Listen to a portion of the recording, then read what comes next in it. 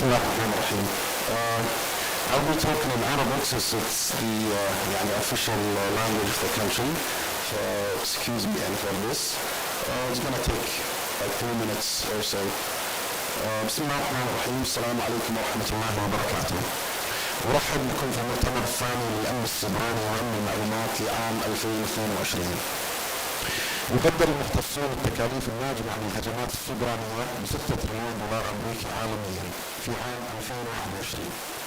لا شك بأن موضوع الأمن السيبراني وأمن المعلومات عنوان هذا المؤتمر يعد من أهم المواضيع في وقت الراهن، وبالأخص بعد تزايد اعتماد المؤسسات والشركات على النظم والتطبيقات التكنولوجية في إدارة وتسيير أعمالها. منذ إنشائها وكلية العلوم الحياتية في تطور مستمر ومتسارع لخدمة المجتمع، ومن خلال البحث العلمي وتلبية احتياجات سوق العمل لإعداد جيل من القادة المتميزين لخدمة الكويت الغالية. وتقدم الكلية برامج علمية تخصصية في مراحل البكالوريوس والماجستير من خلال 4 أقسام علمية: الغذاء والتغذية، اضطرابات التواصل، إدارة التقنية البيئية، وعلوم المعلومات. فخور جدا بزملائي بقسم علوم المعلومات على إقامتهم لهذه الفعالية المهمة، والشكر موصول لمدير الجامعة على رعايته الكريمة للفعالية الرامية لتعزيز مفاهيم الأمن السيبراني. كما أؤكد أن كلية العلوم الحياتية تسعى دائما على تطوير مناهجها الأكاديمية لتواكب التحديات الرقمية الحديثة. أتمنى لكم مؤتمرا سعيدا وموفقا، ونتطلع إلى توصياتكم المهمة حتى نتمكن من تطبيقها على أرض الواقع بأقرب وقت بإذن الله. والسلام عليكم ورحمة الله وبركاته. Thank you, Professor. And now I would like to welcome our keynote speaker, Mr. Engineer Mohammed Abdul. He is a security consultant and also a legal trainer. He will talk about actually, we're not there yet.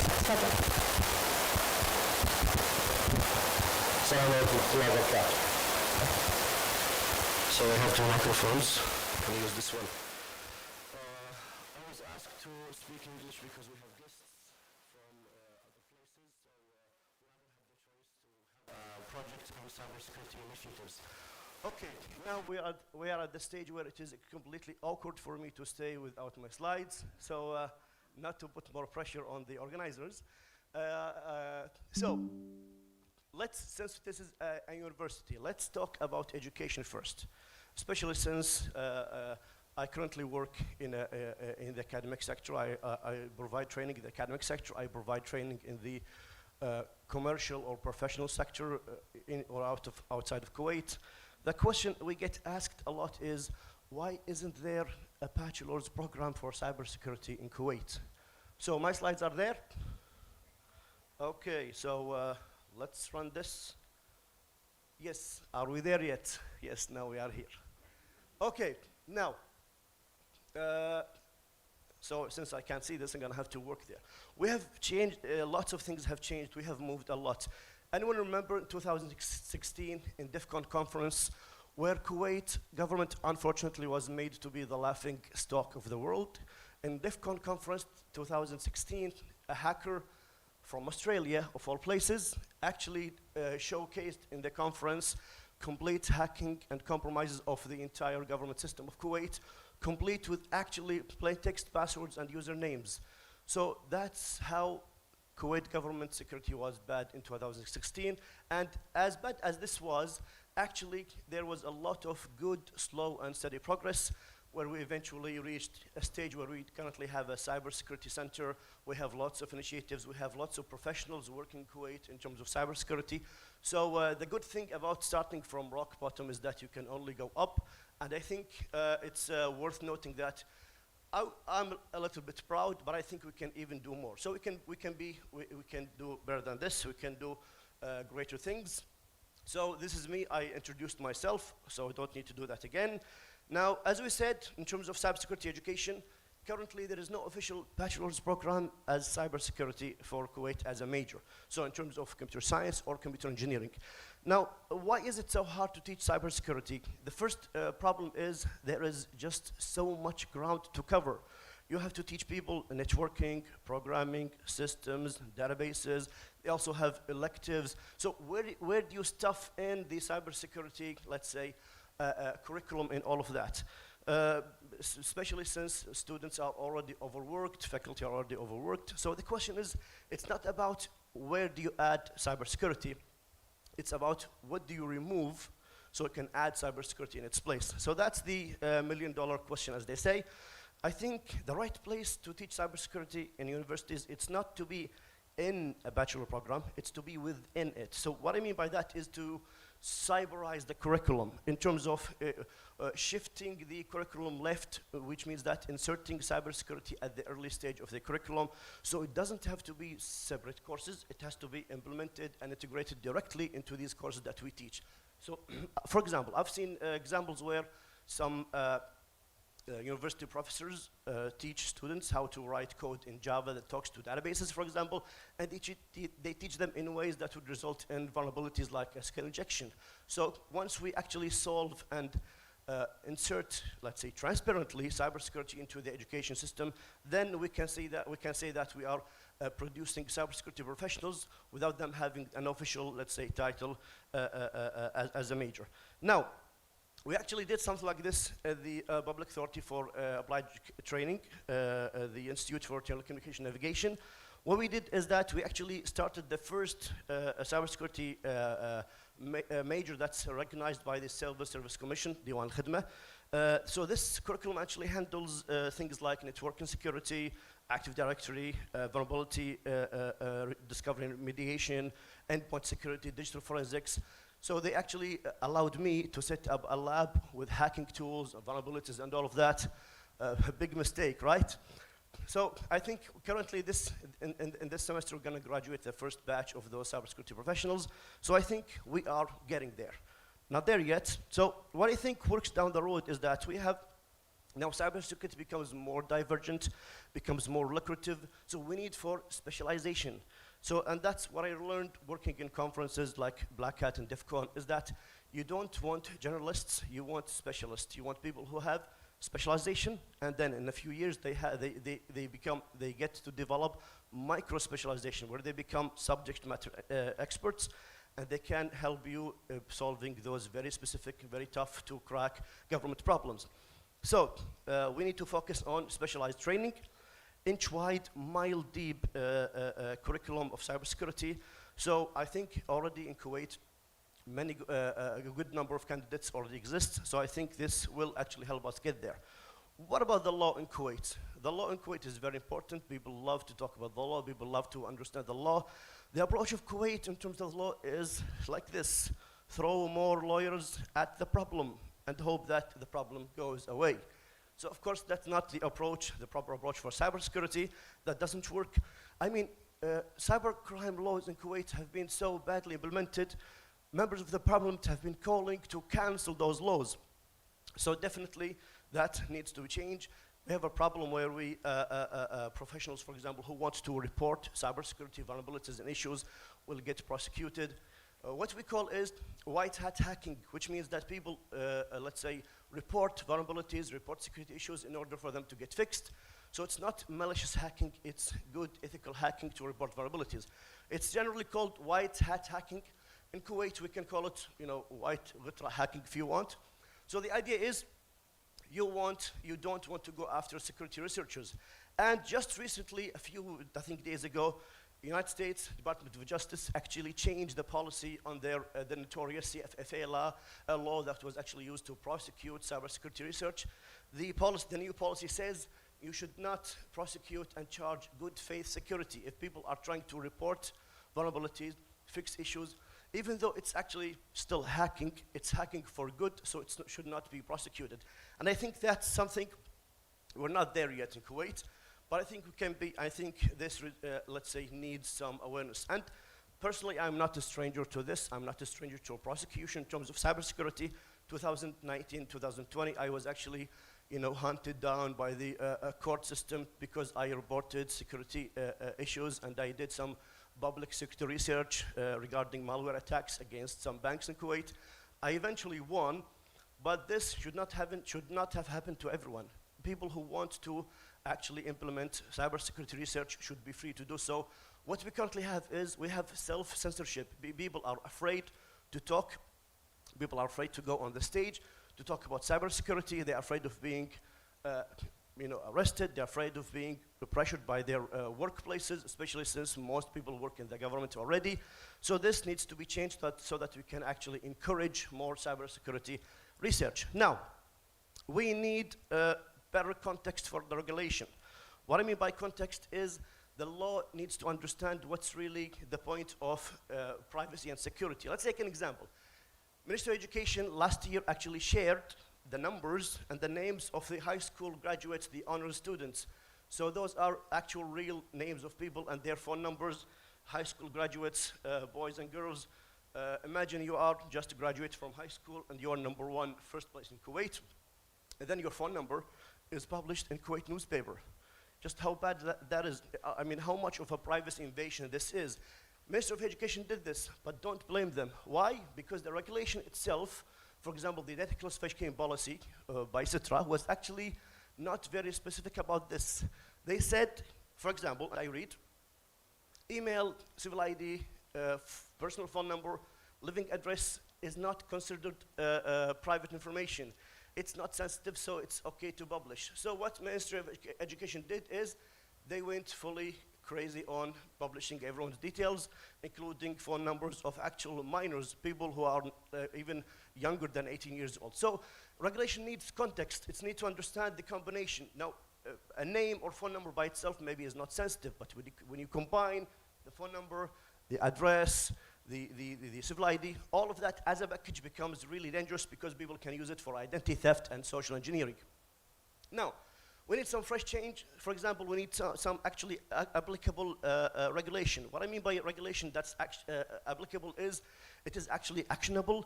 It's very clear. People can just take this regulation and apply it in the workplace directly. And I think the Australian government system hardening guidance or guidelines is actually a great implementation of this idea. It's very actionable, very direct, very easy to implement, and actually in terms of both the technical aspect and the business aspect. So this is the kind of regulation we need. Regulation that's not so vague, it's very clear, very applicable, and directly useful to the organization. Now, some examples of good regulation in Kuwait. The one by the central bank in Kuwait, which is the cybersecurity framework. This one is good, especially this part where it says that you should not be judged for how you respond. You should be open about sharing those, security issues being compromised. Because if one organization gets compromised in Kuwait, others are going to be compromised as well, because attackers will just try to go after targets, one after the other. So organizations that try to keep it secret, sweep it under the rug, hide whatever happened in terms of security problems or incidents, are just hurting other organizations in the long run. So I think this is great that the central bank did this. So this part is there. So but that part I think is good. We should apply it to other sections of the government. Let's talk about the legal system. Maybe we need to have cyber judges, right? Judges who know about cybersecurity. And that's actually a big problem. Because as cybersecurity becomes more widespread and everywhere in our lives, the legal system, the judges we have, the prosecutors, lawyers, need to have a specialized cybersecurity training to understand the concept, understand what it looks like. In the popular case in the US between Google and Oracle about the Android operating system, the judge actually learned how to program in Java. I mean, imagine how unfortunate that was. So just because they wanted to understand how this, let's say, case works and how the technical aspect works. So maybe we don't need robot judges, but we need judges who are aware of cybersecurity issues and understand the aspect, understand how it works, and so they can apply the proper legal, perspective on this cybersecurity problem.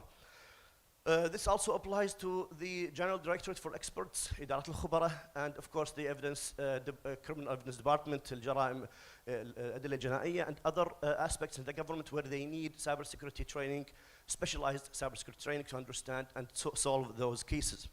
Now, what currently happens is that if there is a hacking case in Kuwait, they go to the vendor and they ask for a forensic report from the vendor who is also the implementer of the system. So they have this small conflict of interest in the issue. So they ask that vendor to create a forensic report, and then they take this report and they take it directly to a prosecution to make a case. So that's not the proper way to do it. You have to actually have a proper cyber-aware legal process in Kuwait. Now, speaking of vendors, let's address the elephant or the camel in the room. Let's take a guess. What is not held accountable by the government for their shortcomings and lack of transparency, and starts with the letter V? Any guesses? Something starts with the letter V, is not held accountable by the government, has too much data, and no oversight by the government. Any ideas? It's vendors. Vendors in Kuwait. In Kuwait, there's actually little to no government oversight on the vendors and how they work. So those vendors have a huge attack surface.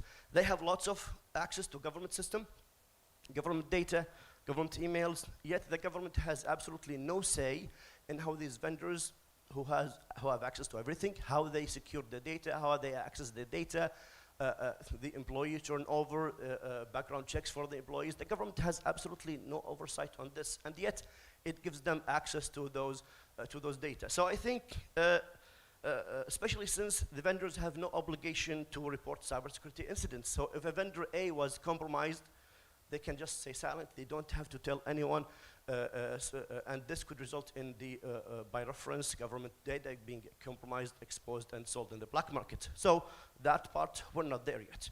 Now, let's see a case, example of where we can put vendors, good oversight on vendors. SBOM, which means software bill of materials, that's an example where you create a software, let's say product, a project for the government.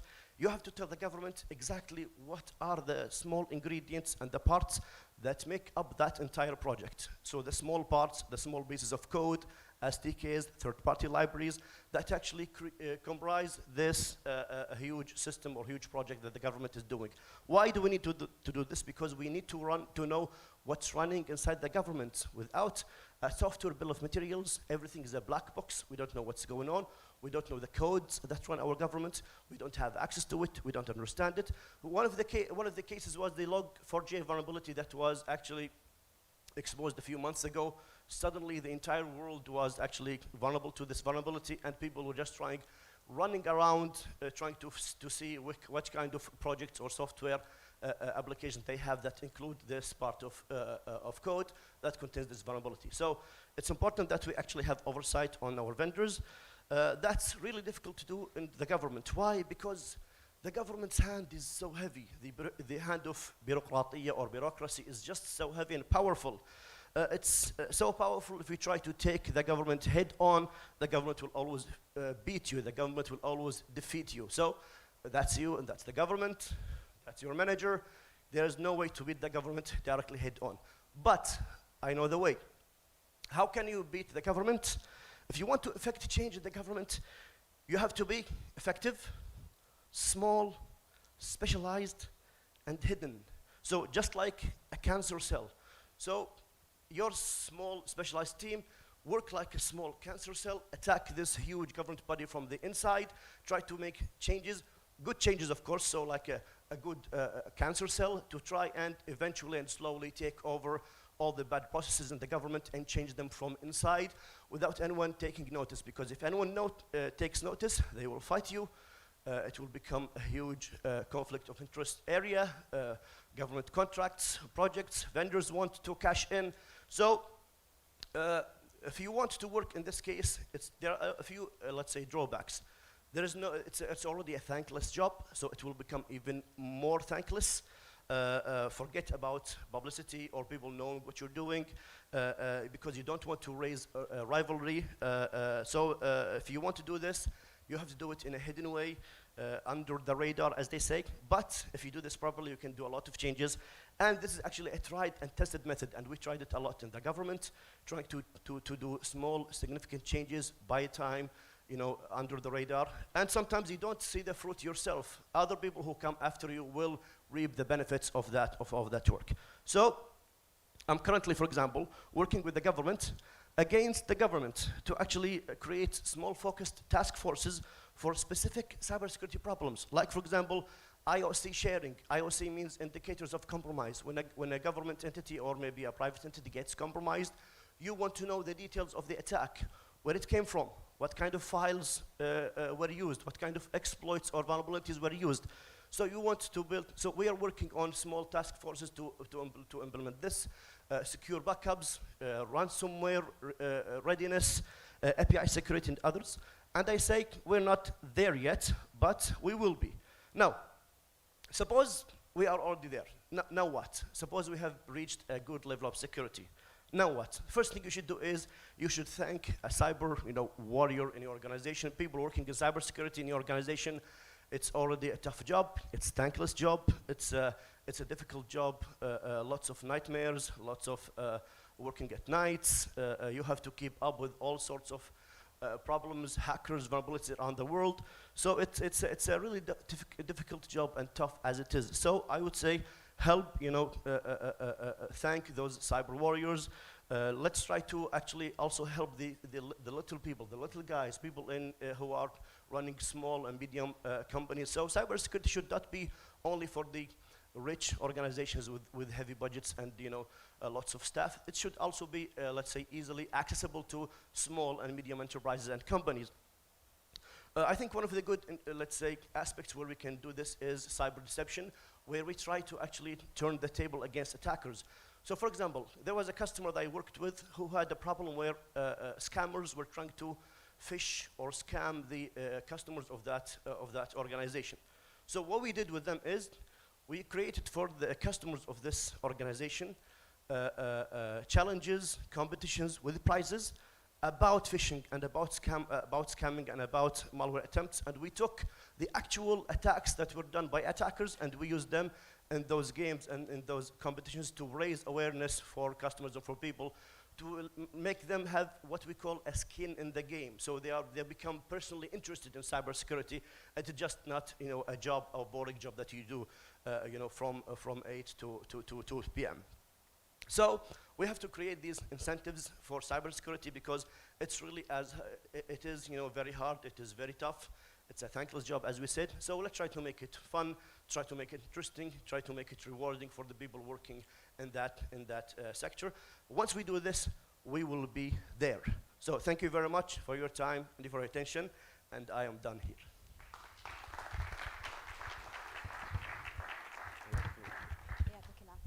And now, Dr.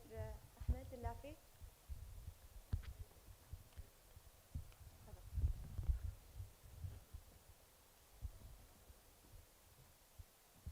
الله يعطيك العافية. الله يسلمك.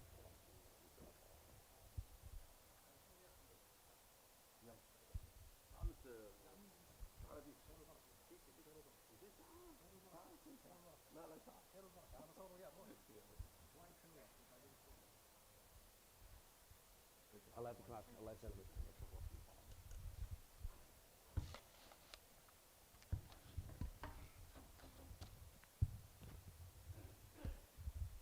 And now we will have a panel discussion on the role of laws, policy, regulation, and cyber resilience.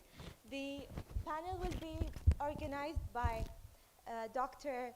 Amir Mohammed from the College of Engineering. And we have here with us the panel guest speakers, Dr. Fawaz Al-Khatib from Tahir Group and Kalo, and Mr. Kyle Bernadette from the Office of the Military Corporation.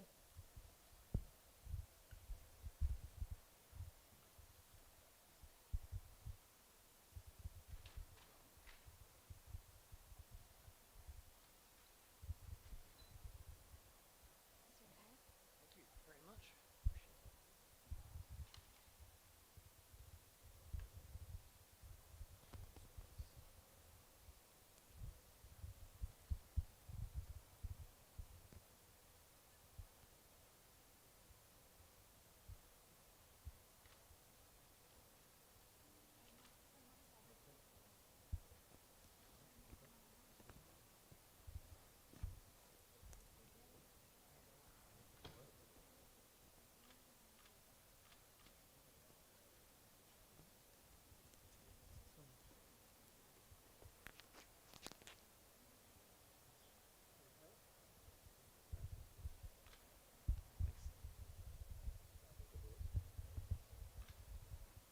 right. Good morning, everyone. Hope your morning is well so far. My name is Amir Mohammed. I'm from the Computer Engineering Department here at Kuwait University. I'll be moderating this panel related to the role of laws, regulations, and policies in cybersecurity, which my colleague, Engineer Duke, previously touched upon, but now we're going to go into more detail. So the landscape of cybersecurity is constantly changing, and with it comes a new set of tools, techniques, and technologies that requires us to understand how they work. We should monitor them and, if necessary, regulate them to prevent abuse and deter malicious actors. So in this panel, we're going to discuss this, hopefully, and we're going to look at some points or some questions that we'll ask our guests here. Today, we're very pleased to have joined by Mr. Kyle Brundage, who is, who is a system administrator at the Office of Military Cooperation at the U.S. Embassy in Kuwait. And we have with us as well Dr. Fawaz Al-Khatib from the Taher Group law firm and Kylo here in Kuwait. So, welcome both. We're happy to have you here. So first of all, just to give us, can you give us like a brief introduction on your background in cybersecurity, just like maybe a 1 or 2 minute introduction? All right, perfect. Thank you all very much for coming. I'm very happy to be here. It's very humbling, first of all. I do appreciate everyone being able to accommodate English. I have tried a bit of Arabic, but haven't been very good at it so far. So if you know courses, please let me know. But obviously, as you know, my name is Kyle Brundage. I've been in Kuwait now for the last 3 years. I first started off doing cybersecurity down there at Camp Arif John. And I was lucky enough to join my team there at the embassy doing system administration, which you think might actually just be servers, but it's a little bit of everything. And so far, I have my master's in cybersecurity and information assurance, along with my CISSP certification. Thank you. It's great to be here again. I've worked as an attorney and appealed in front of the Supreme Court in several hacking cases internationally and locally. Our law firm goes back to 1969, so it's been 15 years in the field. And I teach criminal law at the Kuwait International Law School. It's final exams stage now, so I have to be quick and go back there. Please, let's start then. Yeah. Right, so I think we'll just start with the first question. So with regards to that is the regulations. So we know that several governments and multinational entities, they have 1 or more regulations in place, such as the FISMA in the US and GDPR in the European Union. And perhaps what I'm trying to say is that if a regulatory body here in Kuwait would like to initiate this process and create their own regulation, what are the main points that this body should focus on in order to create an effective regulation? Thank you. So there's sort of 2 different ways that I see this question.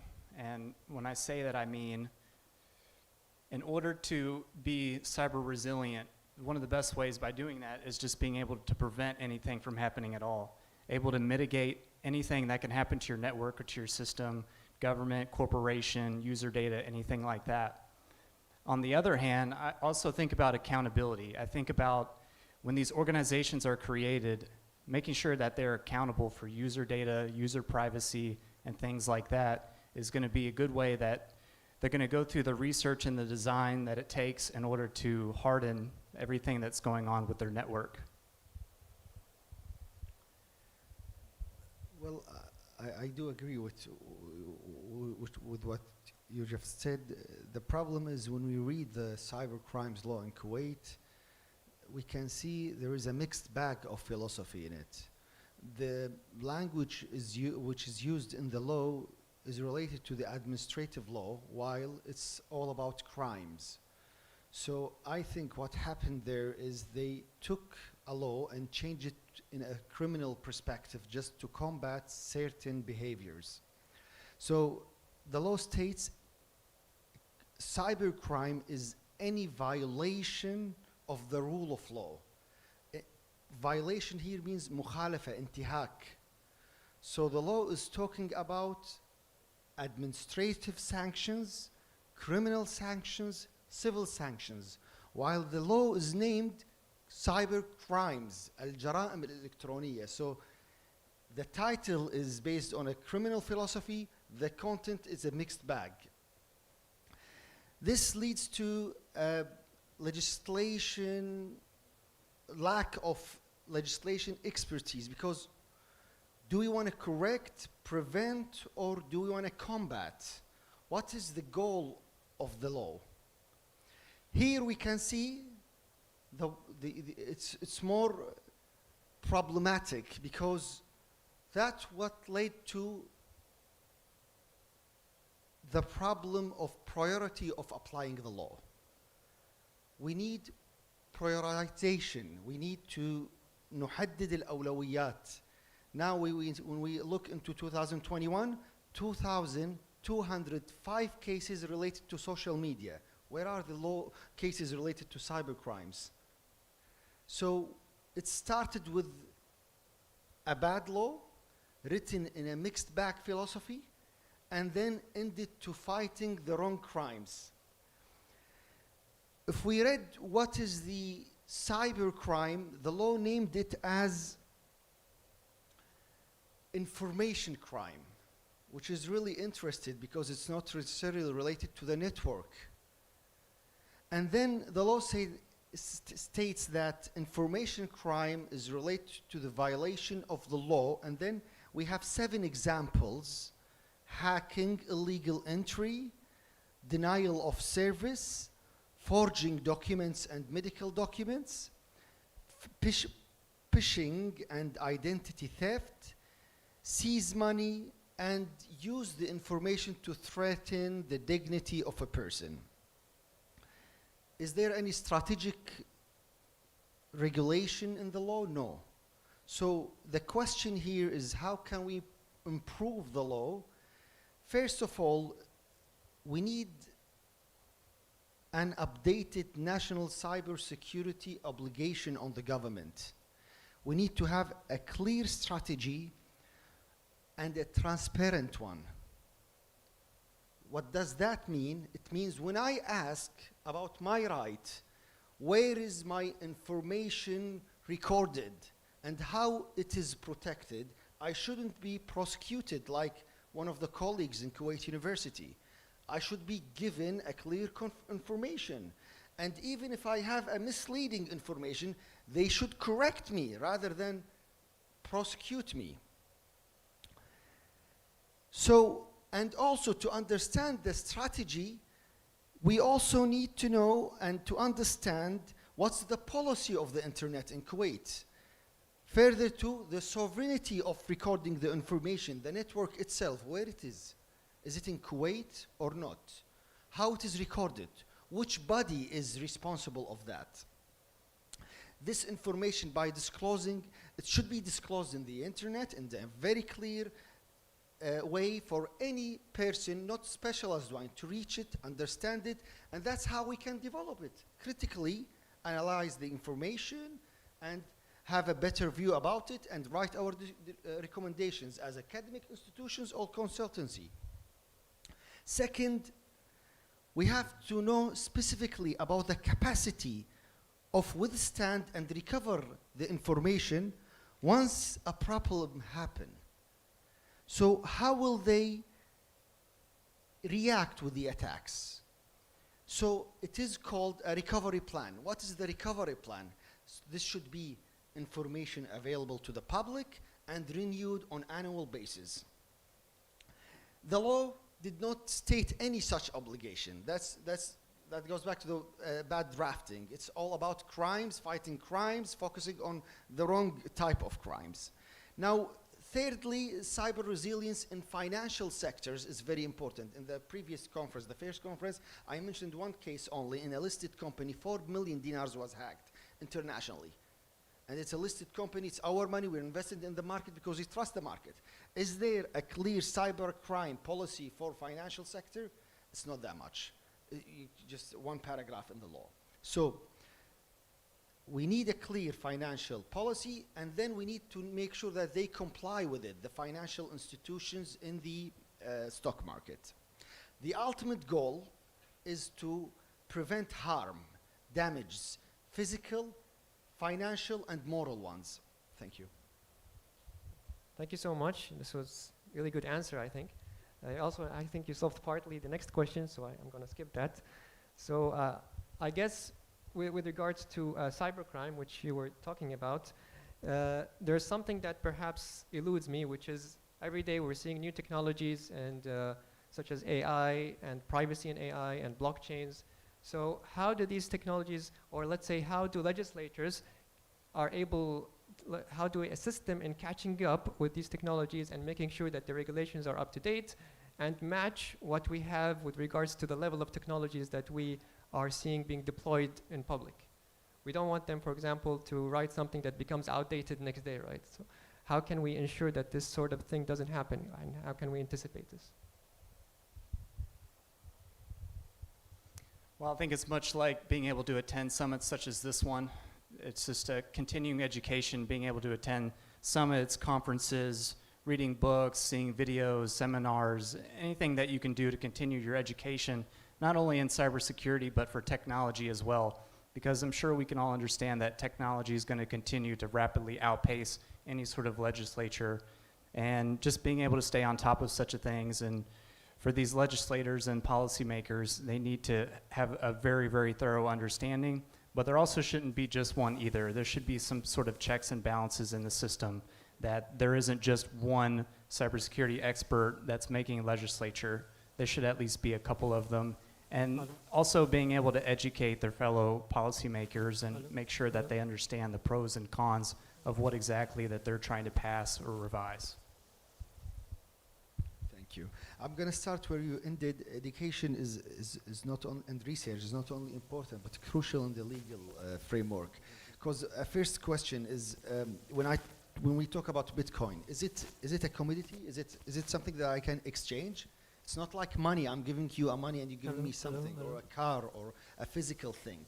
It's something that will be deleted and recreated again when it comes to Bitcoin, for example. So أنا ما قاعد أنقل بضاعة لك، أنا قاعد ألغي بضاعتي وأريد أخترعها لك من جديد. فكيف نتعامل? How can we deal with this problematic issue in a legal sense? So that's where education and philosophy comes. Now, in terms of the continually new crimes, this is a global challenge, especially when it comes to the internet.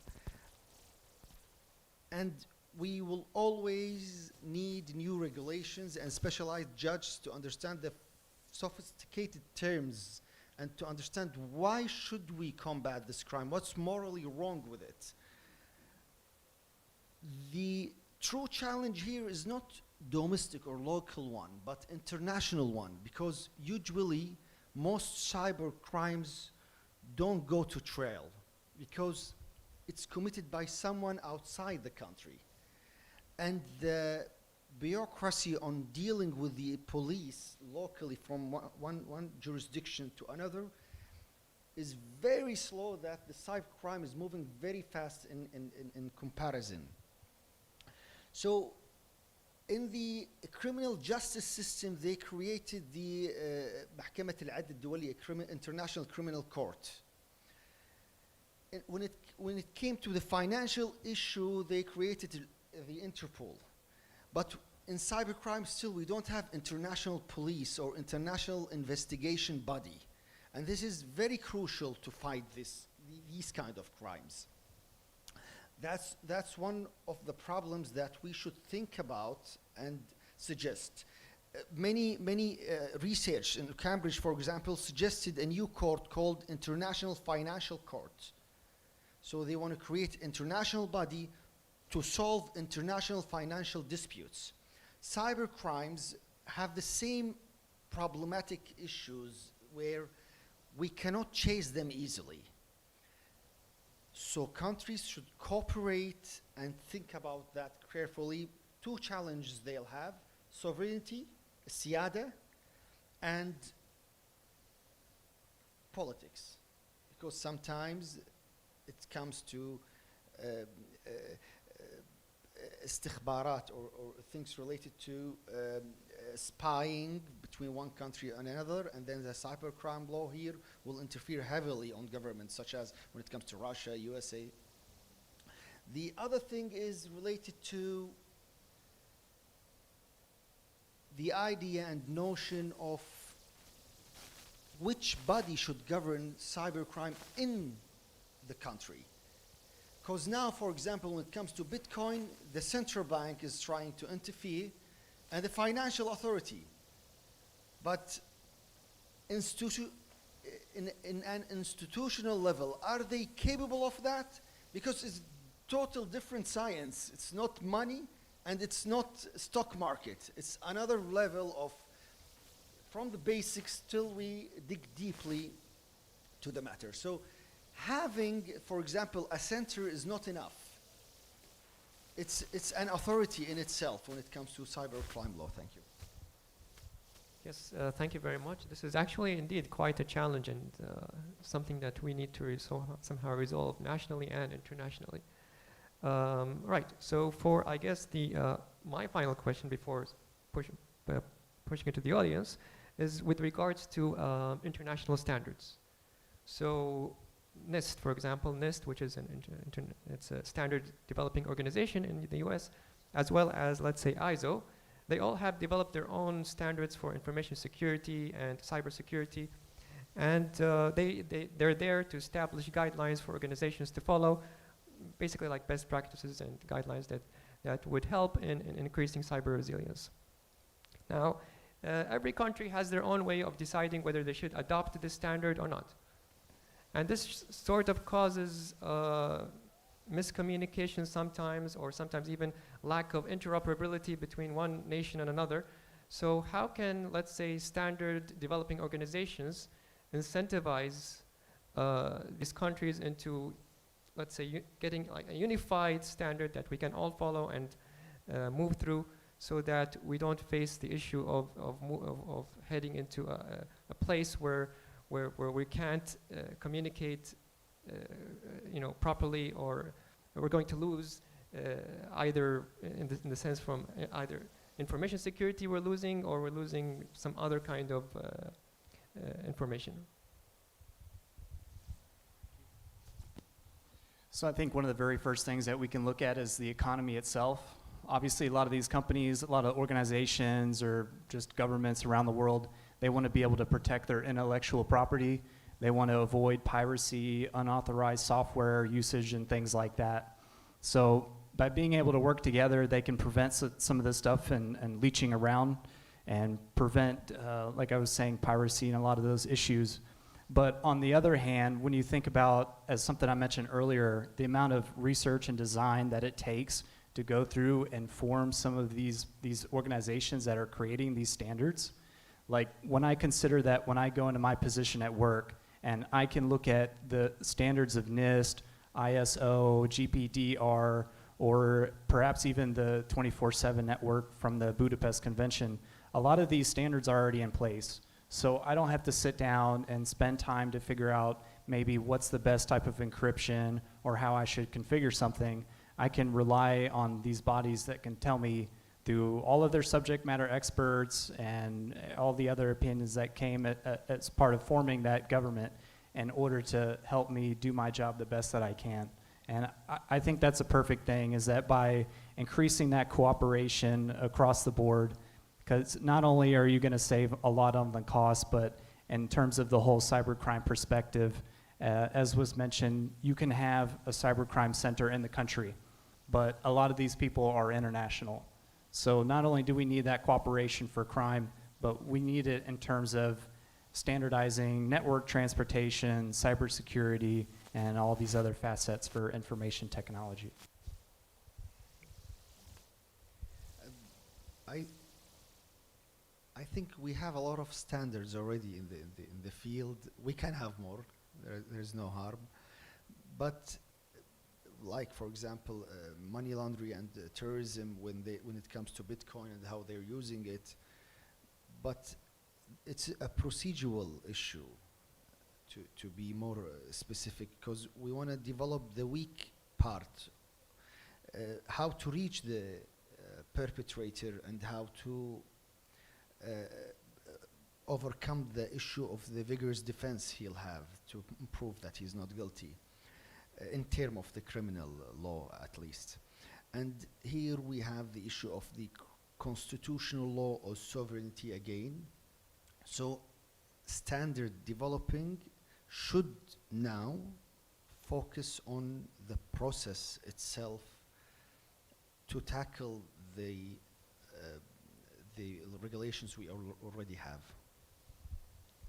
Right. Thank you so much. These are all very good answers, I think. I guess so. I'll give it here now. Give a chance to the audience if they have any questions.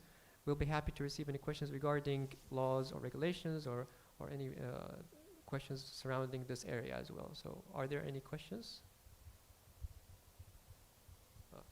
Question over here.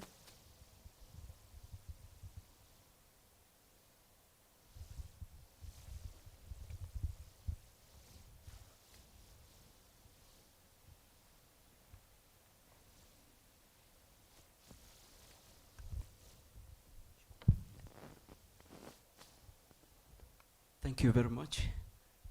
I'm Mohammed Al-Musawi from Citra. First, I wanted to ask, who's the colleague that was prosecuted, you mentioned, who was asking about the data storage?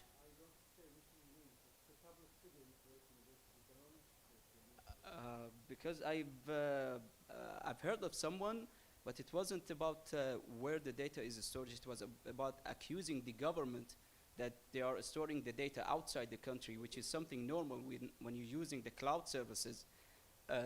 We don't have a cloud provider in Kuwait, so you have to store your data outside Kuwait, which is the regions of the cloud providers. So this is something usual. This is something it should not be a cyber problem, because the cloud providers, they do ensure the security and the privacy of your data.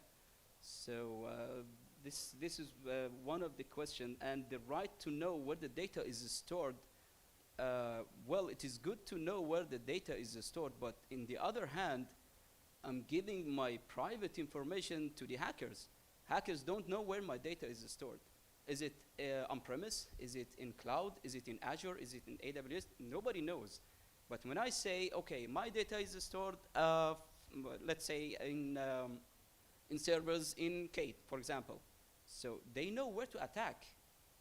I'm opening the doors for them. But if they are in the dark, not everybody knows where the data is stored. Only certain people.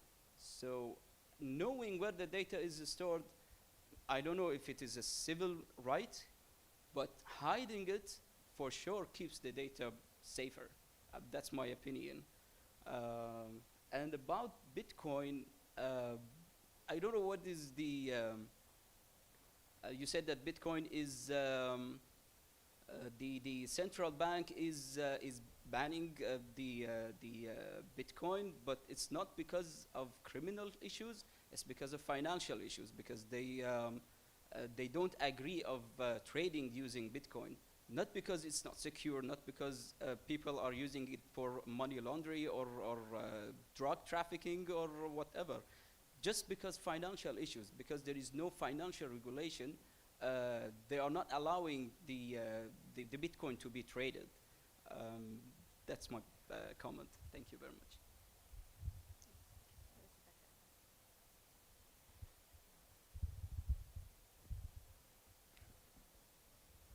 I'd like to comment on what Muhammad just said. So, not knowing the security, the location of the servers that are containing our data, so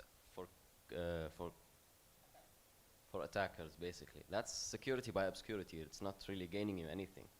Knowing where the information is and making sure it's secure and making sure it's inside your country and that you have sovereignty over it, that's, I think, more important. If you have your data with Microsoft, okay, you trust Microsoft, but how do you know that Microsoft themselves are not dealing with your data in a criminal way? or in a way that can harm you or your country. They're a private company. They're not even a government. So they can do whatever they want, and any employee at Microsoft can do whatever they want with your data. So this is why it's very, very important, I think, to keep your data local. United States data stays in the United States. Kuwait data stays in Kuwait. It's very important, especially for government data, for very private and sensitive data. And I would like to comment on the Bitcoin thing. The Bitcoin blockchain, I'm not a big fan of Bitcoin, honestly, but the blockchain is public, so any money laundering that happens on Bitcoin can be traced back. Maybe what you're thinking of is some of the other cryptocurrencies like Monero, where everything is completely private, and that's the, criminals are big fans of this new cryptocurrency. It's not really new, but it's just gaining popularity because everything is completely private and you can't really trace it back. But as far as Bitcoin goes, yeah, you can, if I send money to a certain person, you can find out that this wallet belongs to me and that wallet belongs to him. And we can't really obfuscate that much because there's credit cards involved in buying the Bitcoin to begin with. So you can really trace it back. It's quite easy, actually. Thank you.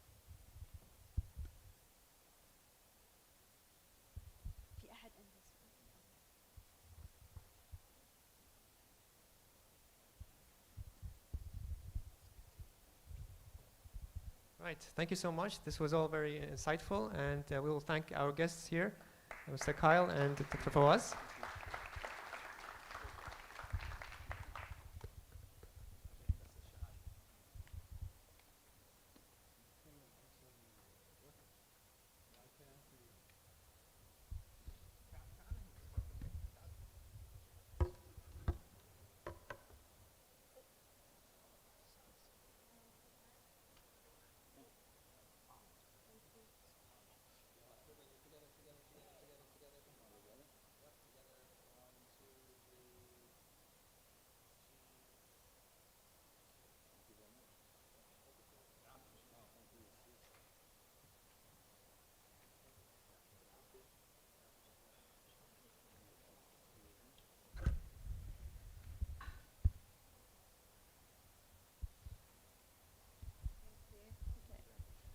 Thank you, everyone.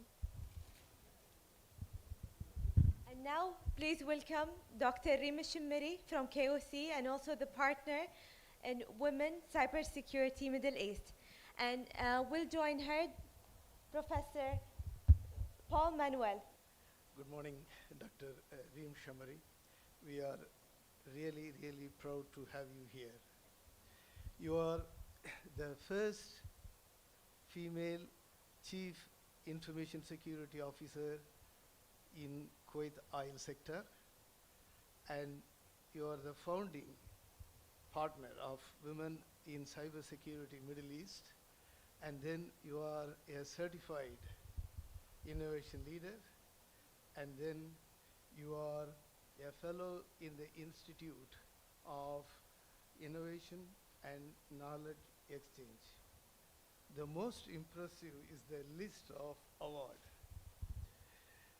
The Middle East Women Security Leaders Award, IDC Top 50 Women's Achievers Award, the Arab Chief Information Security Officer of the Year Award. Truly incredible. It's a privilege, honor to welcome you on behalf of InfoSec Summit 2022. Now, coming to the point, you are recognized as the global thought leader in cybersecurity and digital transformation. You have been leading several projects in this cybersecurity and digital transformation. Now, please, we'll be happy to hear from you, your experiences and the challenges you face in these projects. First, I would like to thank you, Dr. Paul, for this introduction. And minor correction is the former CISO, but first female CISO in the oil sector. Today, with the summit, I'm very happy here to be with the InfoSec summit of the second version for the second time, because the first one was hybrid and was virtual. Alhamdulillah Rabbil Alameen, we're here in person. When we talk about my experience in putting the two hats, previously as the CISO and today as the digital transformation in Kuwait, our company, when it comes to corporate solutions, I believe the opportunities for our information security defenders and professionals has been now expanded. We are being trusted now by our leadership, by our management, to lead journeys that are very critical and transforming the business within our mindset as CISOs. Having the keynotes from Qutayba Mohammed Adoub and with the regulatorily insightful panel, I believe the transformation, digital transformation, is touching base on all aspects, from the education, academia, and universities, up to the regulatories and the industry when it comes to financial sectors, oil and gas, and all of the other sectors as well. So what was my experience? Actually leading digital transformations by improving the cybersecurity empowerment, by imposing the cybersecurity from stage 0, because when we were in cybersecurity, we keep convincing the business to involve cybersecurity in the early stage, and that was always the headache, because business usually does the projects, and when they commission it, then they say, oh, cybersecurity is a bottleneck, they will make us delayed or late, and we always show as Mr. No. So with the transformation I'm leading, alhamdulillah, I'm ensuring that cybersecurity is being imposed as stage 0, and also talking the business language instead of just using our jargons of cybersecurity. We're now talking their language, as well as being the enabler, while also having the defender mindset in place. The second question now, it is from the Kuwait perspective. How to build, maintain such cyber resilient business environment? If I reflect on the two talks that was previously, I was actually inspired by Al-Dub, as usually, talk when he touched base everything. So when we talk about cyber resilience and cyber, it's a team sport. And this means it needs the whole ecosystem to collaborate towards achieving the target. But if we really want to become a cyber resilient entities, then it's not just having the label or the tag or just making use of the buzzword, but actually to walk the talk and addressing it effectively through all the ecosystem components. And that starts with the entity itself, by building the resilience capabilities from cyber. And not only when you say cyber means cyber security, it means cyber in your operation resilience, in your business continuity resilience, and of course the security infrastructure, as well as the awareness of your people. Then you look at the chain supply. So you need, again, to ensure the security and the resilience of your partners in the system, because we as entity, we don't work by ourselves or alone. We always have our chain supply management, and you have to have a very thorough and well-defined roles and responsibility with a team sport, collectively responsibility, where our partners in the supply chain are very much mature in their cybersecurity measures and controls.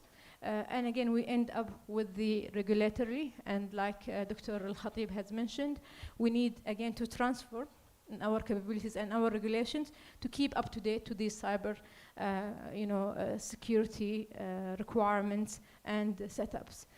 I believe building the resilience takes the whole ecosystem rather than just looking at the security. We should address the whole ecosystem and collectively work together towards really gaining that resilience capability. Now, this is the most important to us from the perspective of our students. Now, how to build the necessary skill set? طبعا شهادتي مجروحة في جامعة الكويت, being a Kuwait University graduate, my master's and my bachelor.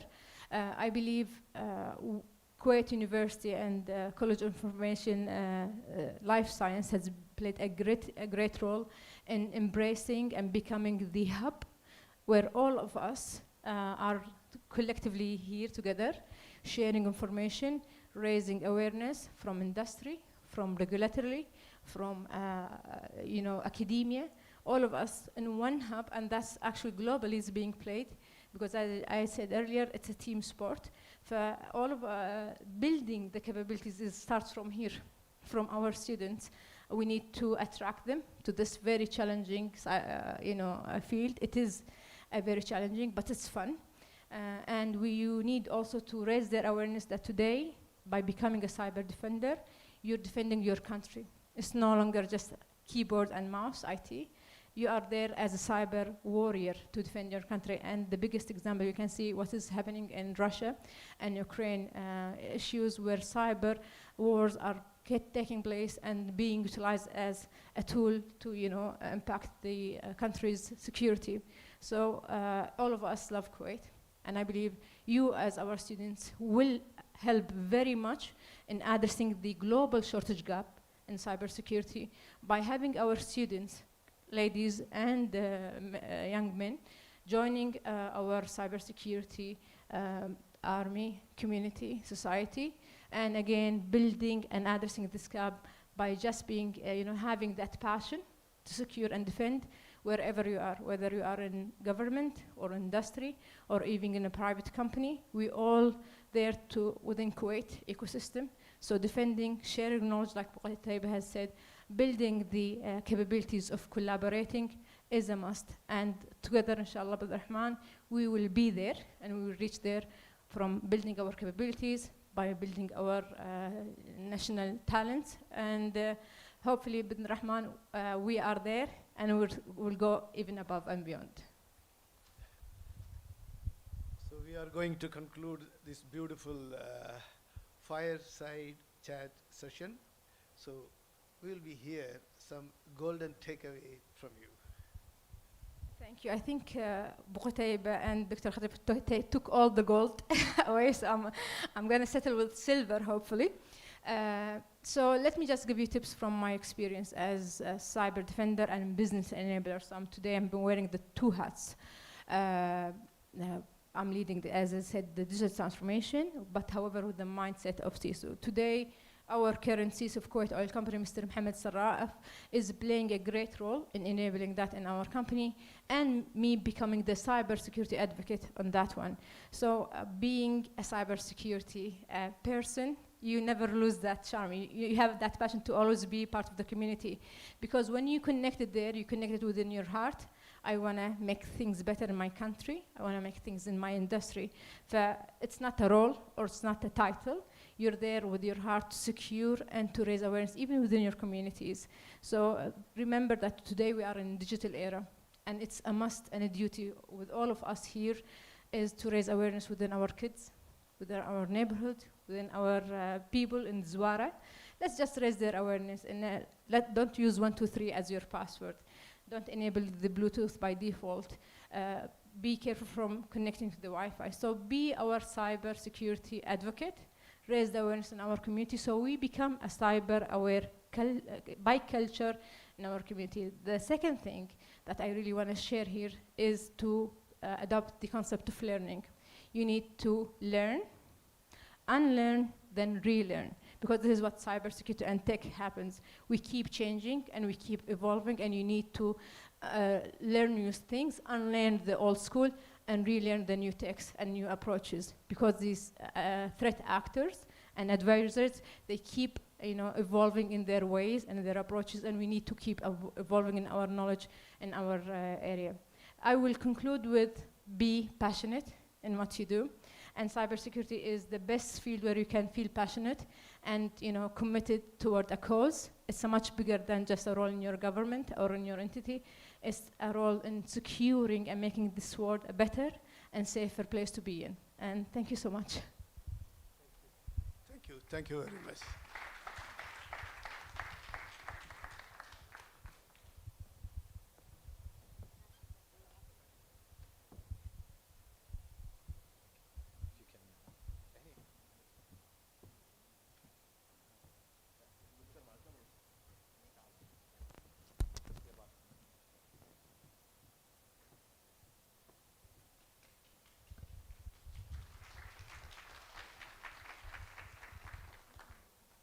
يعطيك العافية دكتوري.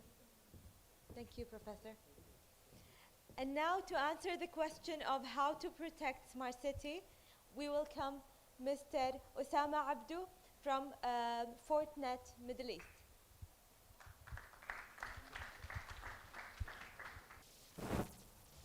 From Transport for London, just to be careful when you drive your car, you need to watch out for bicycles and cyclists. So the question here is how many passes the white team would make. So you will see the answer immediately after the video. And the question that I will ask you for a show hand is how many of you got the right answer, okay? So let's start. This is an awareness test. How many passes does the team in white make?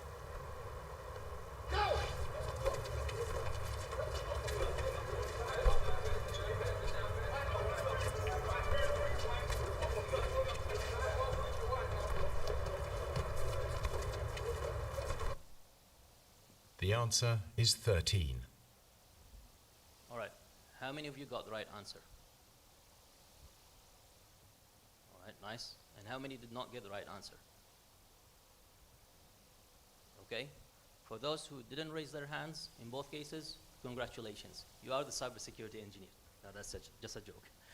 All right, so that's actually not the question. The question is, how many of you noticed the moonwalking bear? All right, lovely. If you didn't see it, let's play it again.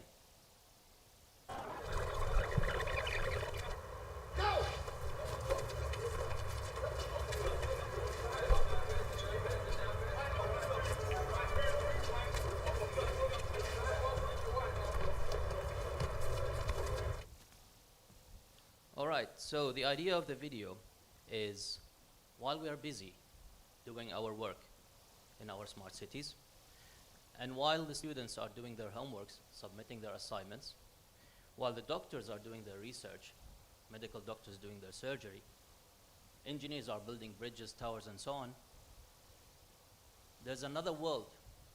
It's the dark world. And that dark world is the hackers, penetrators, intruders, and so on. So we need to be careful whenever we have this situation, because as we are busy executing our work, we have these people monitoring us, trying to steal our information, hack our privacy, and get into our networks. Let me introduce myself. My name is Osama Abdu. I'm managing Fortinet products and business in Kuwait and in the North Gulf region. It's a pleasure to be with you here today. So what's the idea of the smart cities and how can we secure smart cities? Obviously, smart cities are made of smart buildings, smart devices, everything is becoming smart. But the reality is they are smart on one side, but they lack security on the other side. They are really a potential threat to get into our networks, especially today's network where we allow IoT devices, BYOD devices, bring your own devices and so on, to connect to our corporate LAN. And these devices are not compliant with our security policy. So if we are to answer Mohammed Zdoub's question, he was here, where is he? Yeah, are we there yet? And the answer is we will never be there. That's the short answer. Because since the birth of the computer era, hackers started to penetrate computers. The first hack the humans got to know about is the malware and the virus. Malware is the malicious software. And we have introduced, as cybersecurity engineers, the antivirus. Later, we have had the DDoS attacks, distributed denial of service and denial of service attacks. And these are not really to steal or penetrate or destroy your network, but rather they are to exhaust your resources so that legitimate users cannot find enough memory or enough bandwidth and so on to use your service in the right way. And this is why we have introduced the anti-DDoS mitigation techniques. When I say we, it means the industry. I'm not talking about Fortinet specifically, but generally we are one of the contributors to the industry. And then with the rise of the email system in 2000, we had a bunch of threats coming through the emails, like spam, phishing, links, attachments, and so on and so forth, where our mailboxes started to be full of garbage and full of stuff that makes you really busy not to be able to handle your job. And this is why secure email gateways came into the pictures. Later, we had different types of threats. For example, web attacks, worms, botnet, etc., etc. And this is the time when next generation firewalls came into the industry. And the next generation firewall is not a normal firewall that only looks at the packet header, but it also looks at the packet content. So it de-encapsulates all the way until it reaches the application layer, and then it takes the action accordingly.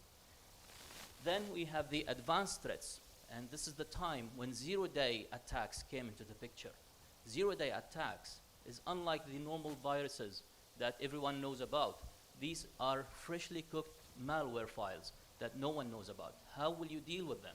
And this is where the sandbox technology came into the picture. Then we had the ransomware, the WannaCry, the most famous one. Obviously, it's the most famous, but it's not the most common. In fact, there are more common ransomware in the industry. And then we have the insider. People always are careful from the outside attackers, but what about the inside attackers? They are there, and this is where you need to implant decoys, traps, weak points in order to trap these hackers who could come from inside or even from outside. And then we had the IoT, Internet of Things. Lots of devices, lots of smart devices, so to speak. And then we had the network access control system to make sure that these devices are compliant with our security policy. And last, we had the machine-to-machine communication, and this is where the AI is in the picture. Now, if I were to continue with the years, year 2020, what would I write? COVID-19? I brought this with me. We're not using it anymore, right? So, good. So COVID-19 is true, even though it's a health problem, but it has reflected really well on the industry as well, because we have introduced solutions like the ZTNA, and in year 2021, we have introduced the SASE, which is the Secure Access Services Edge. So this is to make sure that mobility is maintained everywhere. Wherever you go, you have this corporate security implanted into your computer. So today I'm going to just talk briefly about these solutions. I don't have much time.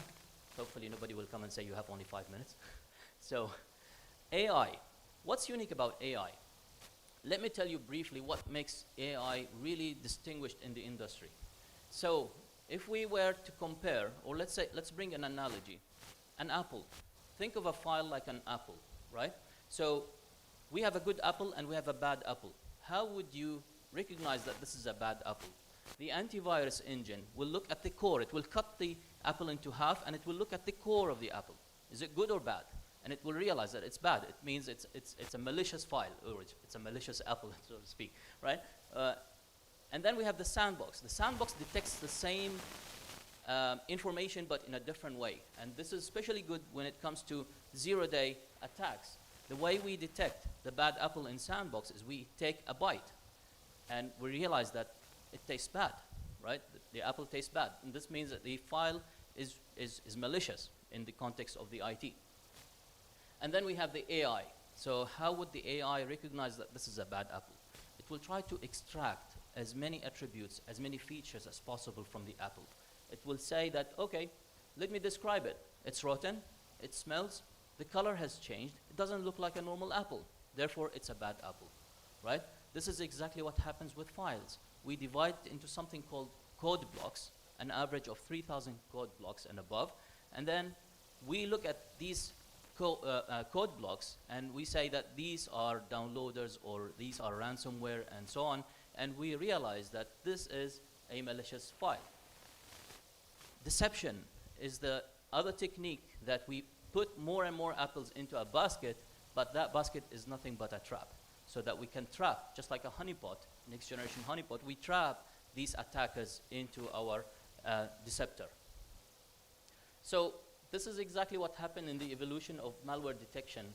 So it started with the signature-based, which was really good at that time, but the problem with this is the amount of zero-day files is expanding like anything.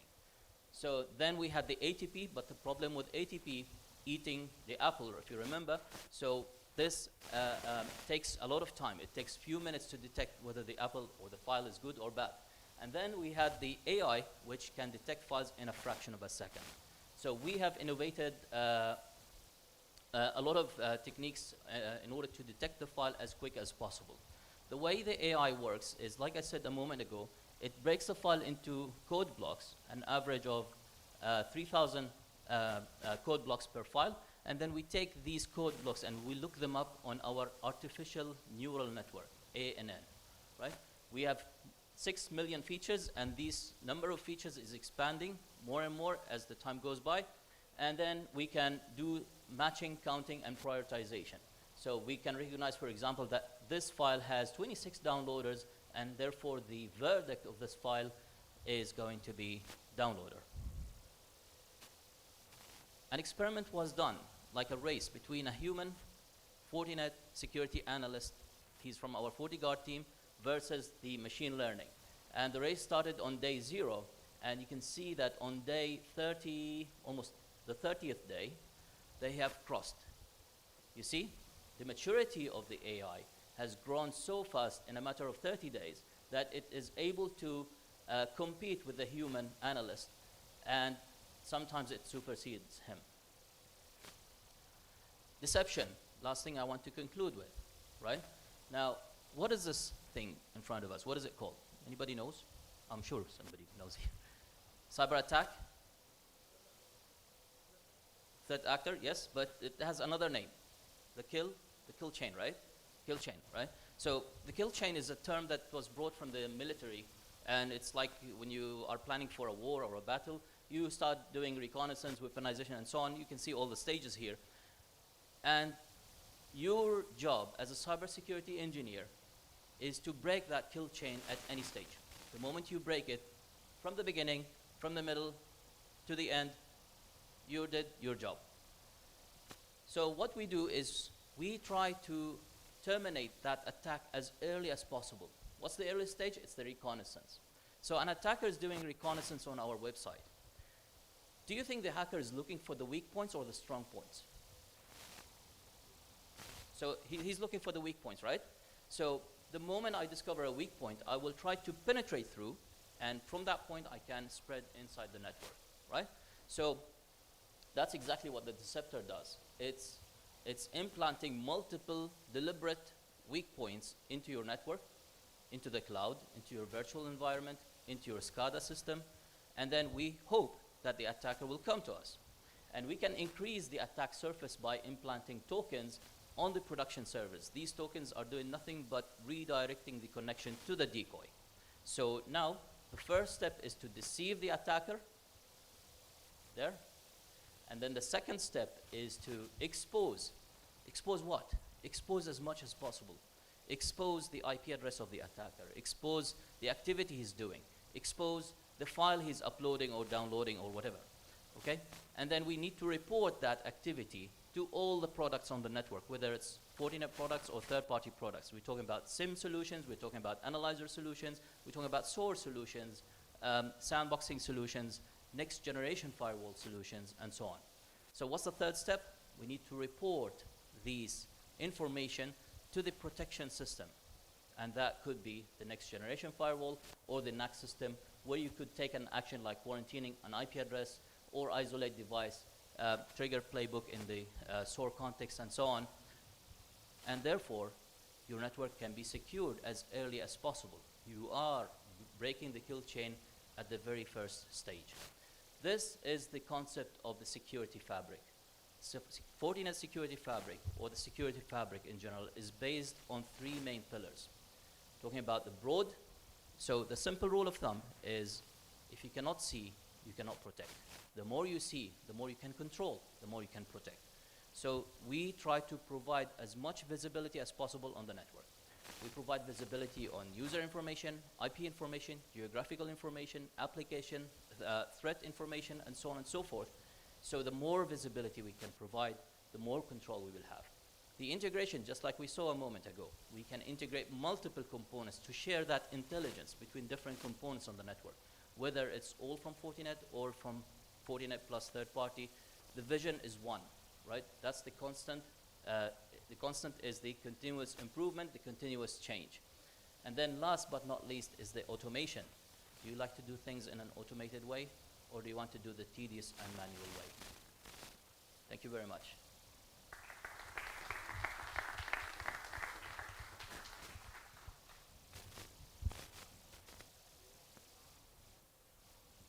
Yes, so thank you, Dr. Dari. So if you are interested to know more about Fortinet, we will have an afternoon workshop, so you're most welcome to join that workshop. It's going to be broken into two parts. The first part is going to be like a presentation, more or less like this, but it's going to be a bit more technical, so be ready for seeing the interface and so on.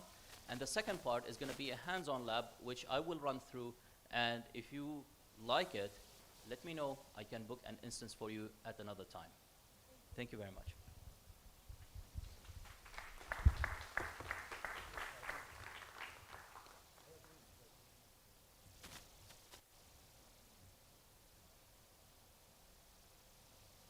I would like to welcome from the U.S. Army, Mr. Patrick Nicely and Mr. Bradley Jumper, to talk about risk management.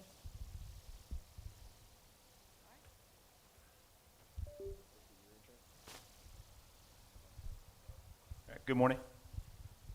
I'm Chief Warrant Officer 2, Bradley Jumper. I serve in the National Guard as an information systems technician. On the civilian side, I serve as a senior risk management framework information assurance analyst.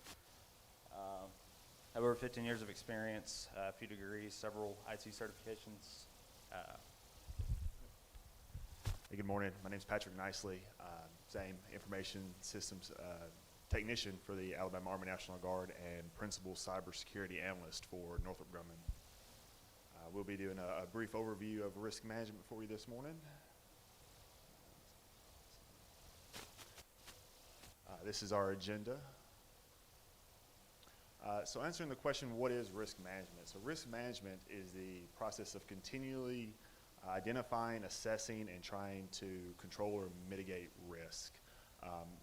As displayed by the diagram here, it is a continual process throughout the life cycle of any system. What you'll begin with is your assets, identifying your assets of human capital, your facilities, proprietary hardware, proprietary software. Now those assets are endangered by threats, both internal and external. That could be anything from an insider threat to external hackers to environmental hurricanes, tornadoes, sandstorms, anything of that. Anything that's going to decrease your ability to conduct operations is going to be considered a threat. Now those threats, they exploit vulnerabilities in your systems. And your vulnerability could be anything from not doing updates, not having patches on your systems, not having efficient physical security, not having adequate policies in place to dictate your governance. And the way those threats will come in will be due to exposures on your system. And for an exposure, you think of your attack surface is what do you have available on your system that allows an attacker to get in. We kind of went over a few of them in the previous presenters, but if you think of a firewall, if you have a host system, firewall is completely open, that will allow an attacker to get into your system and exploit it. Now your assets, threats, vulnerabilities, exposure, those will all have either a quantitative number assigned to it for severity, or you can have a qualitative high, medium, low assessment. And all that will go into your risk and your risk categories. And from that risk category, you will determine your safeguards, your mitigations. How do you plan on lowering that risk and proceeding forward and continuing to conduct operations or business? Here we have some examples of the risk response methods. Your mitigation is you applying security controls, you applying patches, updates. If you have to move services someplace that's away from an environmental danger. You also have transfer of risk. This is mostly associated with moving things to a third party. Say you have an on-premise email server. Not only do you have the cost of the hardware and maintenance, but you also have the cost of employing technicians to work on it. You can offload that to a third party and have your SLA or insurance policy with that to make sure that that is protected and in compliance with any sort of regulatory agencies. Your next step, and probably the least probably acceptable one, would be avoidance, and that's where hey, we have this risk, but we're not going to do anything about it. We're going to say we don't have it. Good example would be security through obscurity. We're just going to pretend like nobody's going to pick up on it and hope they don't. And then your final risk response is acceptance. There's two ways to look at acceptance. One is you've done everything that you can through your mitigation strategy, and at that point, you just have to accept that risk. Or you would accept it in the case that to try and mitigate anything to it, it's like if you wanted to lock down all of your systems and that would stop you from conducting business, you would just accept that risk. So all of your risk responses are going to fall into one of the three main control categories. As you can see from the graphic, you start with the assets, so it's a layered defense, right? And you kind of see how those different controls fit into a layered defense or defense in depth. So you start with the assets, and then you have administrative controls outside of your assets. That's going to be your plans, your policies, your procedures that are written, documented, and they're approved by senior officials within your organization, and they're enforced. They're going to dictate what happens at the logical control and physical control part. Your logical or your technical controls is that next layer. That's going to be your authentication, encryption, PKI, baseline system configurations for your servers, for your IDS, IPS configurations, all of those things, all of your technical controls. And then outside of that, you would have your physical controls. And that's your, in your building, do you have a fence up, exterior lighting, alarm systems, security guards, that type of thing. All right, and so inside of those control categories, you have the control types. There are several control types. The first one is preventive. Preventive is basically anything that stops unauthorized activity, right? That's going to be your intrusion prevention system because it intervenes and stops things from happening. Disabling unused services, right? If you have unused services and there's an exploit out there that hackers are using to exploit your systems, you disable it and you've now prevented that from happening, at least from that avenue. You have deterrent control types. The deterrence is like anything that's going to change somebody's mind, an attacker's mind, right? So if you have a honeypot and you have a message up there saying, hey, turn away now, or exterior lighting that pops on when somebody approaches your facility, it's going to deter them from doing that. And then the next control type is detective. So IDSs, right, intrusion detection, that's something that's going to allow you to see unauthorized activity going on within your network, within your systems. So IDSs are audit log reviews, system administrator, right? Part of that job is to review audit logs so that if you see any weird things happening. Compensating controls. Compensating controls is something that's going to make up the shortcomings of a primary control. Say you have a data classification policy that prevents users or prohibits users from taking data from one classification level, moving it to another. Sometimes that doesn't always work, and users sometimes don't really do what we want them to do. So you have a data loss prevention system on the host that would maybe look for a particular classification or a host file or a file extension, and it'll stop it from leaving that system. So that's compensating control. Corrective control is really where your mitigations fall in. If you have a user that downloads a malicious file from email, you would run antivirus software on that system, and that would correct the issue. Data restoration, so your server goes out or your system or your building goes down from like a natural disaster, generator fails, you have a data restoration plan or DRP at a off-site location, you can resume your services from there.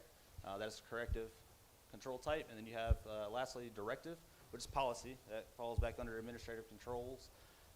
That's anything written that gives instructions. Acceptable user policy or acceptable use policy that dictates what users can and cannot do on your network and your systems. Next slide. So everything within cybersecurity should fall under some sort of risk management framework so that you have a life cycle or a process to work through all the issues, all the security issues.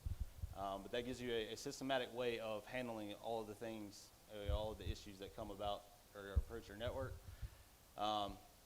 just a listing of them. This risk management framework, that's what I myself and Chief Nicely follow within our organization. I just listed some other ones there. The Committee of Sponsoring Organizations, or COSA. ISACA's Risk IT Framework. And you have Octave, FAIR, and Terra are just some of the mainstream risk management frameworks. But if you'd like to have, I know this is a very broad, brief overview due to time constraints, but if you want a better understanding of risk management and how they'll fit within your organization, I highly recommend looking at these frameworks. And just thank you all for having us and allowing us to speak today. Yep.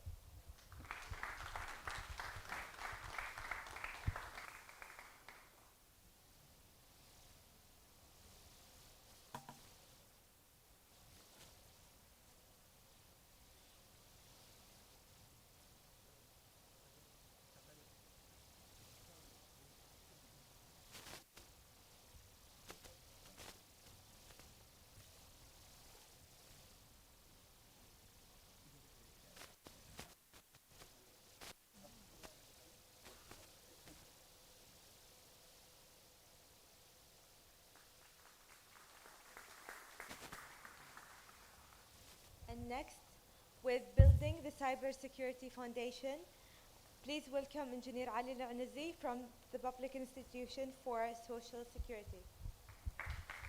To present about a current framework I'm working on and a research paper that a result out of a thesis I have been working and graduated, alhamdulillah, with Dr. Zainab from this department, from this college.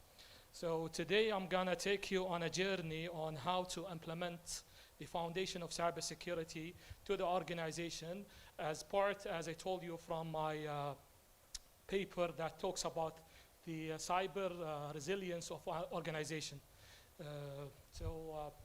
This is a brief on me. My name is Ali Al-Anazi. I work as a network supervisor in a public institution for social security. I'm mainly responsible to provide the best experience to my colleagues to address all the issues and provide the nice experience to the people who's using our systems. So I'm currently also graduated from Carnegie Mellon University from a CISO program. This is a very nice program that helps you to understand what CISOs face, face and apply from the current scenarios and perspectives. I also have 6 SANS certificates. SANS, one of the prestigious cybersecurity information institutions that provides you with the technical theory and a lot of experience. I'm also having a lead implementer, senior lead implementer and trainer for ISO 27. This is where I wanted to discuss and build like a foundation for you to help you know what is the security hygiene you need to take whenever you want to apply a security program within your organization. So let me start with a quote, and this is, I think, it summarized.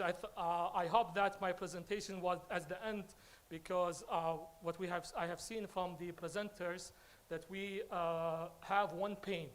If you don't know what you are having, if you can't measure what you are having in your network, you cannot manage it. And this is take us to the foundation of a program, information security program. Any company, any institution wanted to introduce a cybersecurity programs fails implementing the journey. Why? They didn't apply something called a cyber maturity model. They wanted to have the highest technology from the first day, which will lead to fail their cybersecurity program. So let's take it from this perspective. When you start with having no security controls, no cyber defense, nothing, and you started gradually until you reach an optimized version of your cybersecurity program. This applies also if you want to take it for a cybersecurity awareness model. And this is where I wanted to start my session today is, let's take why we need a cybersecurity program, why we need to have a cybersecurity program within our organization or within our company.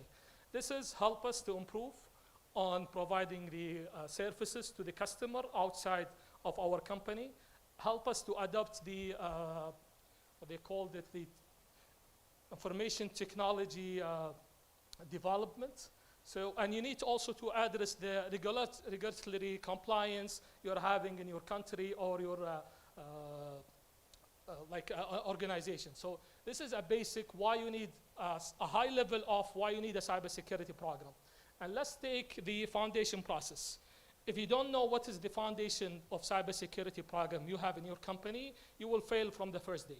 So you need to know what you have on your company. So what you want to start with.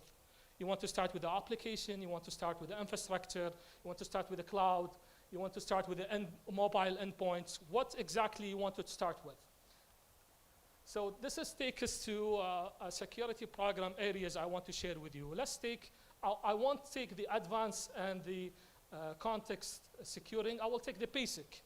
Start with the basic. Start right with the basic. Do your policies and standards. Do the compliance. Start with the risk register. This is a very crucial roadmap for you to deploy a right security program. Don't start with the top. You have nothing, and you wanted to achieve the highest technology, the highest secured environment, while you don't have any security controls. This also takes me to how to build a cybersecurity program. What do you need to have in a cybersecurity program? You need to have a plan. And I will show you also some frameworks that will help you to deploy and build a cybersecurity program, as my colleagues and the presenter have said about some of them. So let's first identify what we need from the cybersecurity framework, what we are looking. And let's talk about the cybersecurity frameworks I will present today. I will talk about 3 cybersecurity frameworks.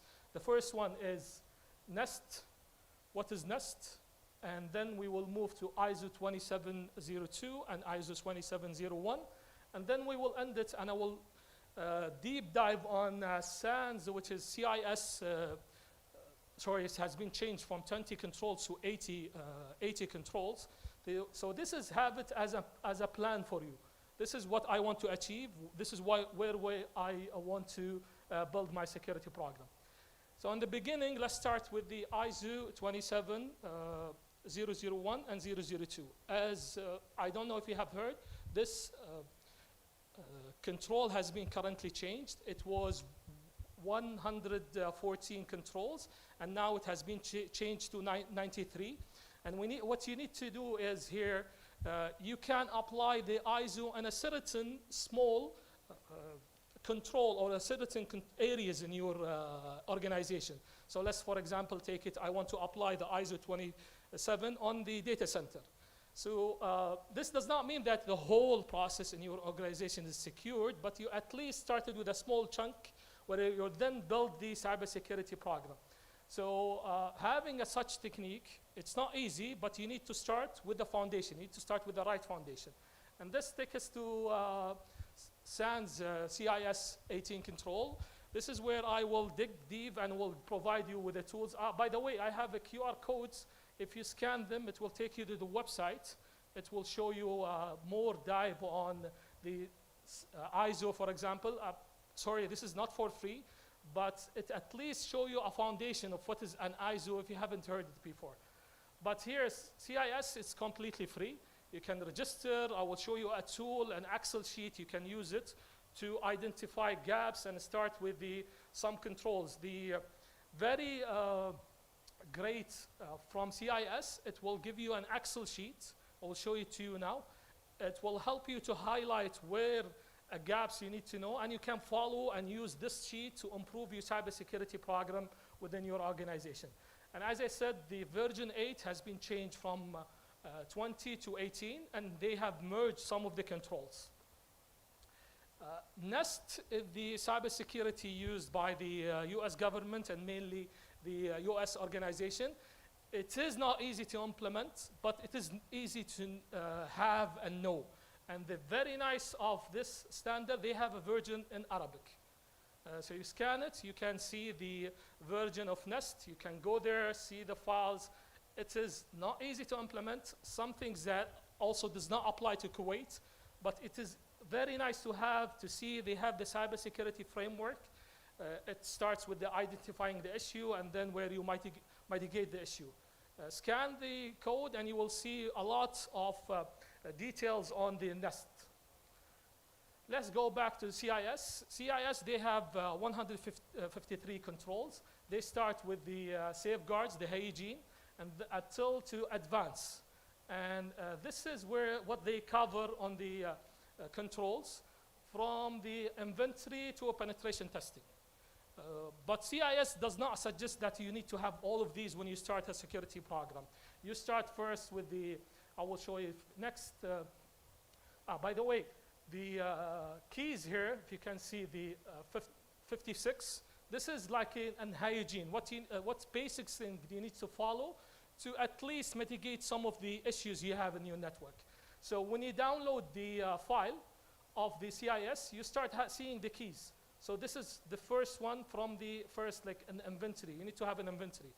And I have this again because I need you to think of what we started with. If you don't know what you have in your network, you can't secure your network. So think of building the foundation in the right way and use these tools. So CIS, this is a free Excel sheet. You can download it, and if you can see here, the controls, you can start by identifying what you have and what you don't have.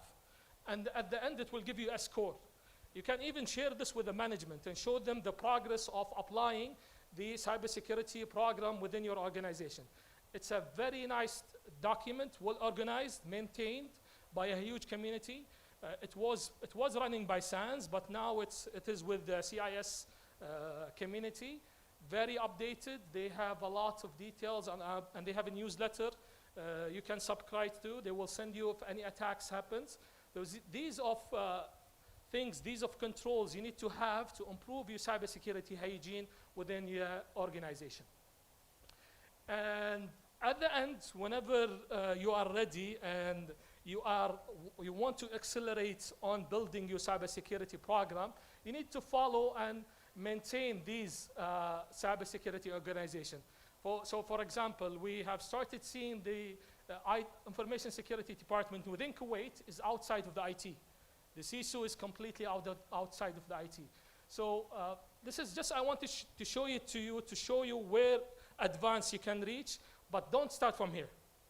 Start from foundation, build your right foundations to implement and reach to this process.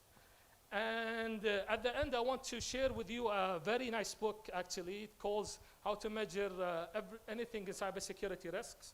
It is, I think, available in Amazon. It is a very nice book. It will help you to analyze and get, like what my colleagues from US has been just shared from US Department on the cybersecurity, ISACA or FAIR. It's a very nice book that will help you to identify the risks and will help you to improve on that measure. So at the end, a couple of recommendations. As I said, when you start building your policies standard, along with building your risk register, introduce some small matrix, sample matrix. Don't start with the very big KPIs and dashboards. Make it simple to the management, make it simple even to the admins, to at least at the end reach a maturity program that will help you to improve your cybersecurity program. And that's it. Thank you so much, everyone.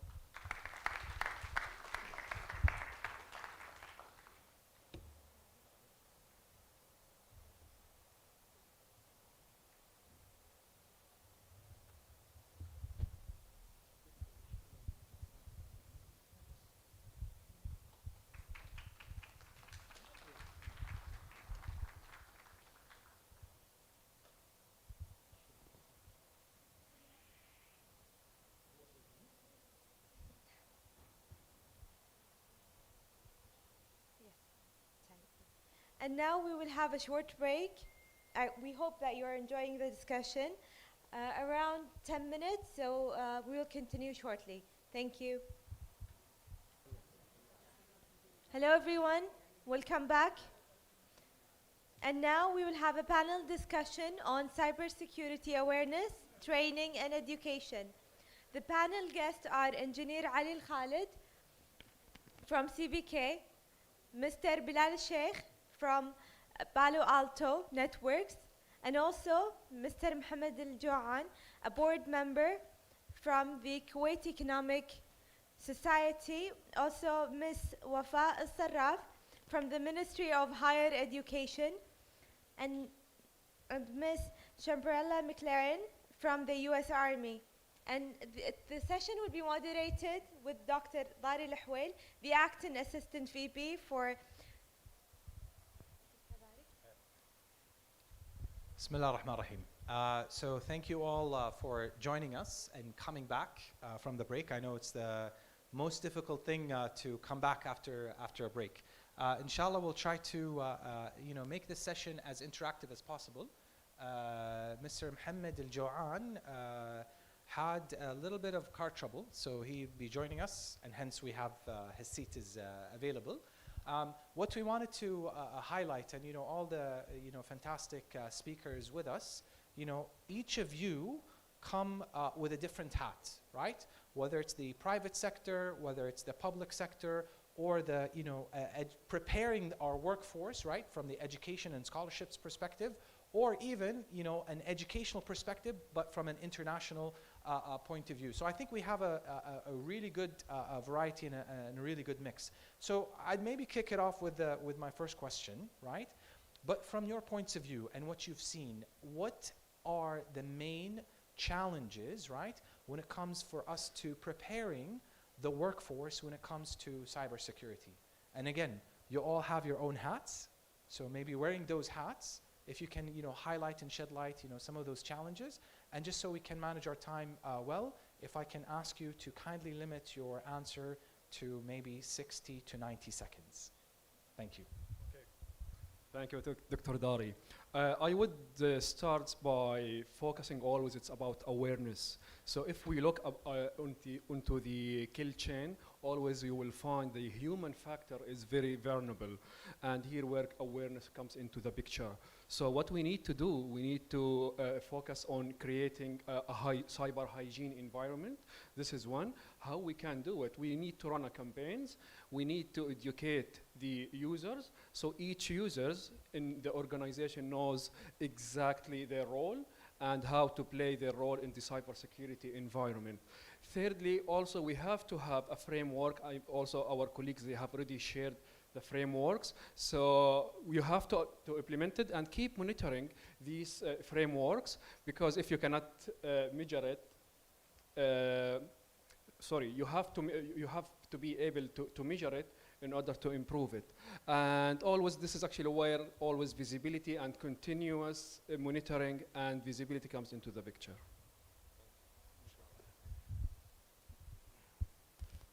Yeah, thank you so much, Dr. Dari. This is Ali Al-Khalid, CISO of the Central Bank of Kuwait.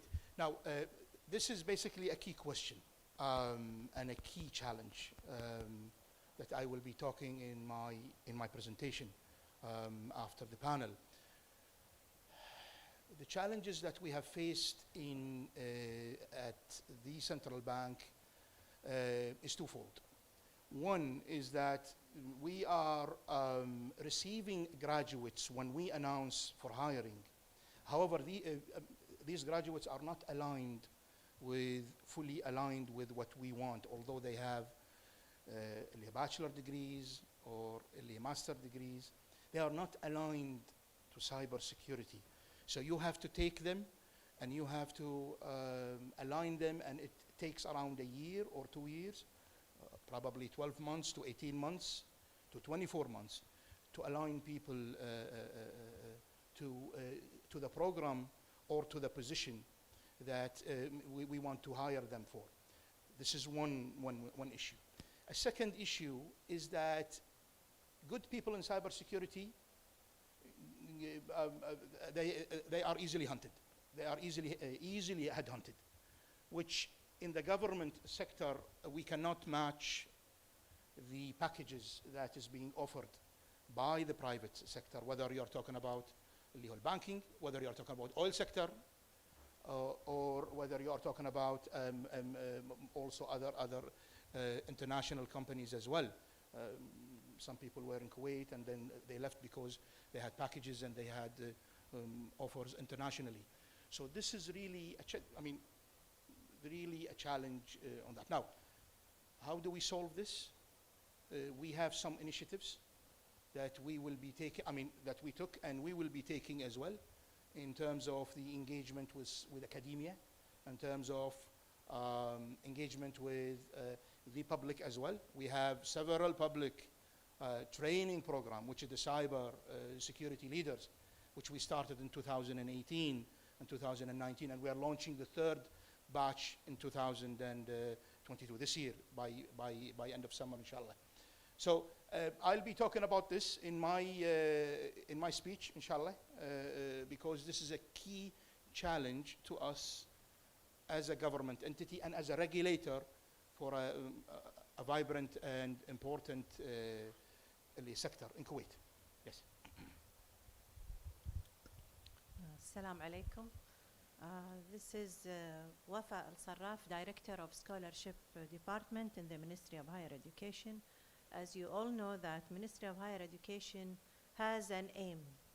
The aim is achieving the strategy of Kuwait market and the needs of Kuwait market with accordance of civil service and the private sectors, and also assisting us, the cultural attaches in outside Kuwait. That's why since 1920, Ministry of Higher Education has started to dispatch Kuwaiti students to study in UK and United States of America, Australia, New Zealand, and Canada, cybersecurity, which is cybersecurity. It's not a field of itself. It comes under computer science sometimes, or it comes under computer engineering. It depends on the college itself and the country itself. So from 1920, we dispatched 141 students. Of course, this is not our goal, or this is not our aim. We are looking to increase students because, you know, this is, I think it's a new field of study for students. They don't know what cybersecurity. And I think this panel or this discussion is really helps our students if we can participate in other fairs or other exhibitions to help students to know what is it cybersecurity and what do they work after their graduation. This is our goal in the Ministry of Higher Education. Thank you so much. Chief Warrant Officer 2 McClendon here, and I can pretty much wrap up everything they said in one word, and that one word would be incentives. A biggest challenge for anyone is typically incentives. It's very hard when you're kind of going in between the public and private sector to ensure you have the right incentives to pull the right people in and to keep them in. So from a public perspective, and I'm of course military, one of the things we do, we collaborate internationally with Kuwait for one, and they actually come to the United States to some of our military schools and train. If you can offer that in maybe the public education sector, as she was stating, that would be a huge plus, and you can at that point build your cybersecurity professionals and bring them back home. So I just want to make sure I keep it brief. So thank you, and hopefully this works, so you can keep the mic there. So you know, and just starting from you know where you've left off, and I think everybody had mentioned this, right? One issue that we have here, because this is a new field, right? Well, new-ish, let's say, or it came into light because of the reliance or the increasing reliance, right, on information technology and information services and the digital transformation that we're seeing, you know, across many sectors. And, you know, at some point in time, perhaps not owning an email is not going to be an option anymore, right? So you cannot operate, or you cannot be an effective citizen without you know, having some type of digital footprint. Now, With that said, also what's happening is we do not, perhaps maybe in Kuwait, and maybe this is specific, right?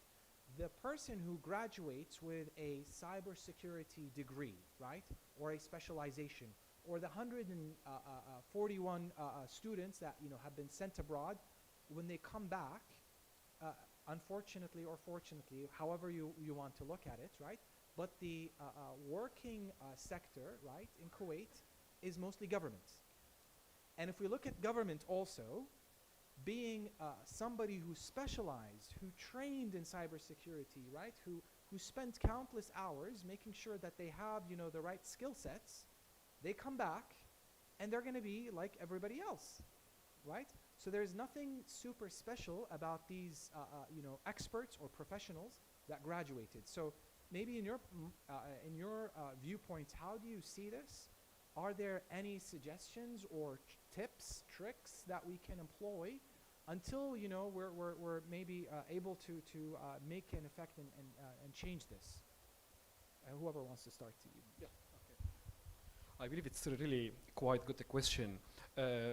Let's first of all agree on one thing, that there is a gap between academia and the industry, and we can relay this gap to the look at the students. By the way, actually, I'm PhD students. I'm working in the industry, so I have been on the two sides of the fence. So in the academia, you will be focusing always in theories. So first thing, actually, you have to invest in labs.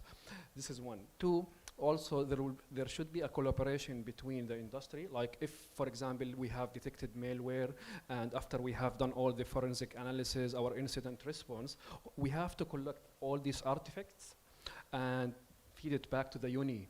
So they have to build a lab, and once we have a lab on the uni, so all these students, they can start doing the reverse engineering, do the analysis for the malware, come up with more sophisticated algorithms for detection and prevention.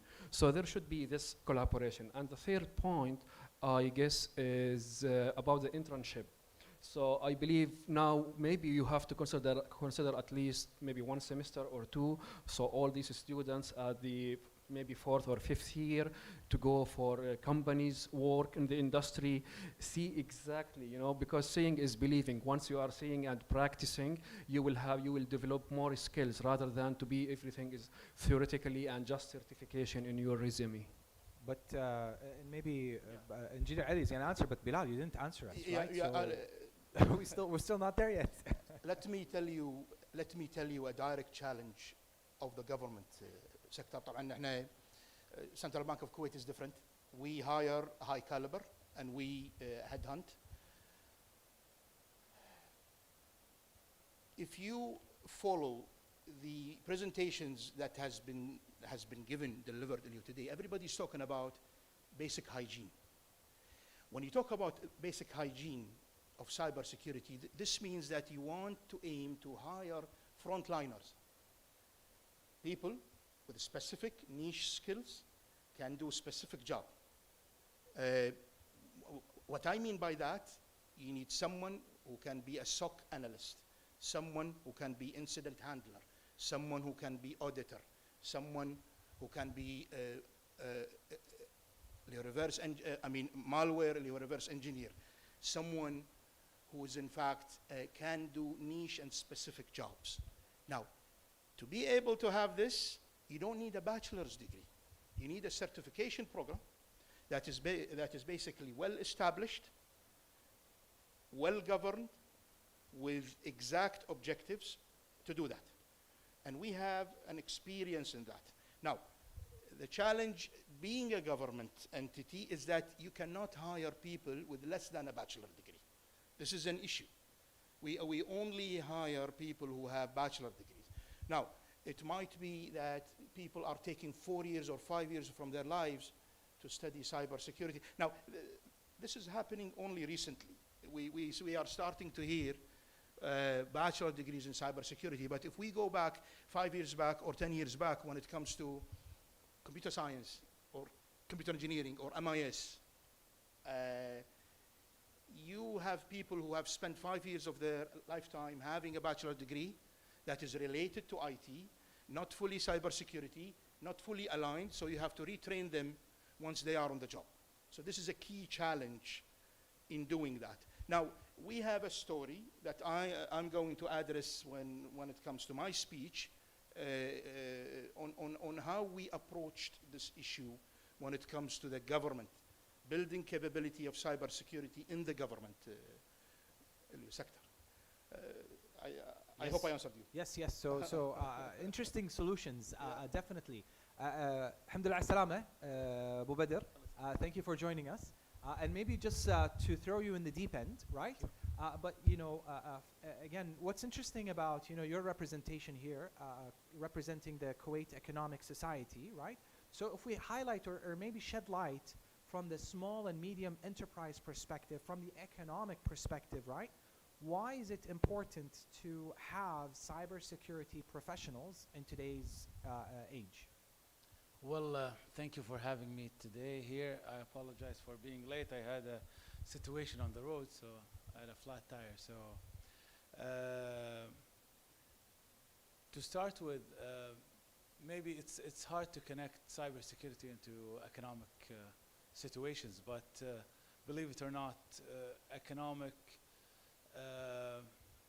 parts or leads go into every way in our life, whether we feel it or not, directly or indirectly. And relates to the small, medium enterprise that you mentioned, a lot of the SMEs now are focusing on tech backgrounds or tech backbone businesses. These tech backbone businesses require a lot of investment in terms of security and cybersecurity. And this is one of the biggest hurdles that those businesses are facing nowadays. Maybe 80% of their budget goes that way. How can they secure their business? How can they prevent that? I'll give you an example. We've been dealing with the Capital Market Authority for quite some time, the Central Bank of Kuwait, about creating a platform for crowdfundings in Kuwait. Crowdfunding had been an issue since 2013 in the world, and hot topic. Came into play, and it was really useful in the pandemic era. Why? Because banks weren't giving facilities to small SMEs, so they needed somewhere to go and get some cash, not to expand, just to stay alive.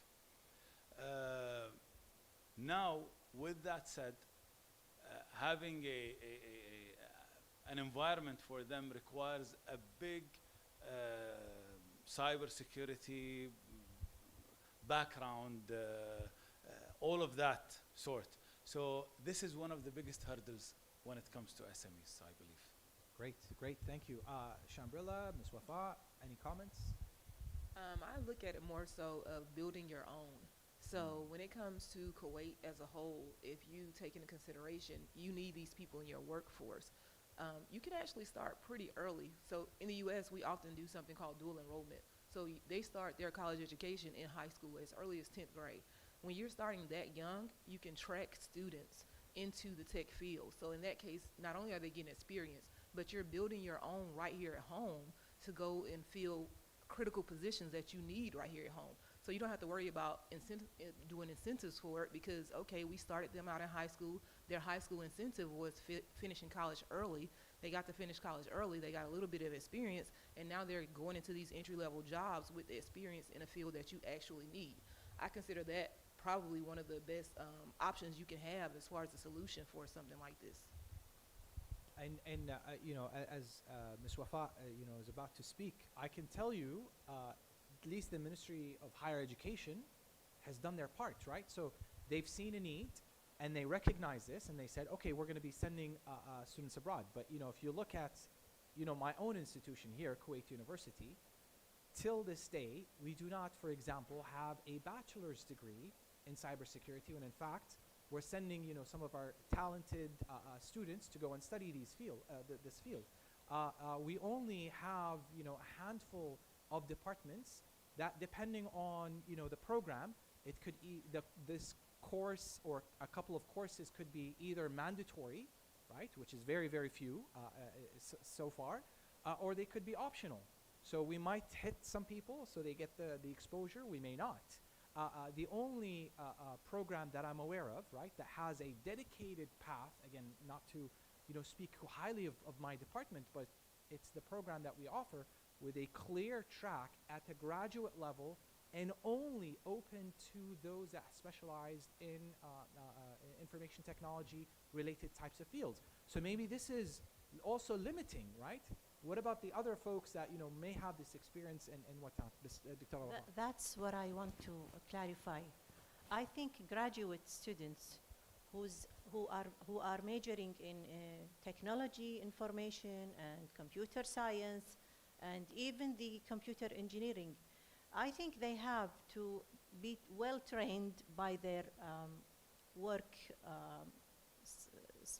sectors or their jobs.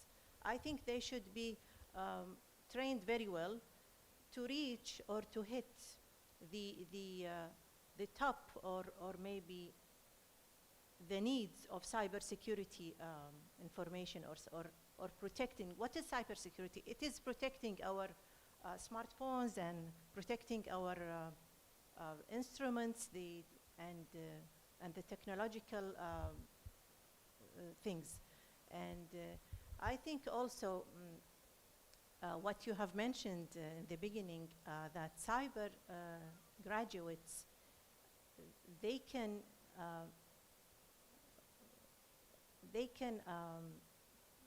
what would you did you say that our graduate students who graduates, they just fulfill places in government sectors, but I disagree with you actually, because they are really good graduates and they are graduating from merit schools. We have merit schools also. We dispatch Kuwaiti students to one of 100 top schools in USA and UK and Australia and Canadian schools also.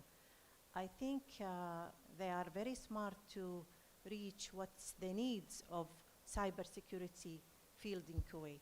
And let me clarify, Ms. Wafa. So I'm proud and fortunate to be one of these merit graduates. Thanks to my beloved country and everybody that helped. I guess what I meant is some of these graduates that go to the top schools, right?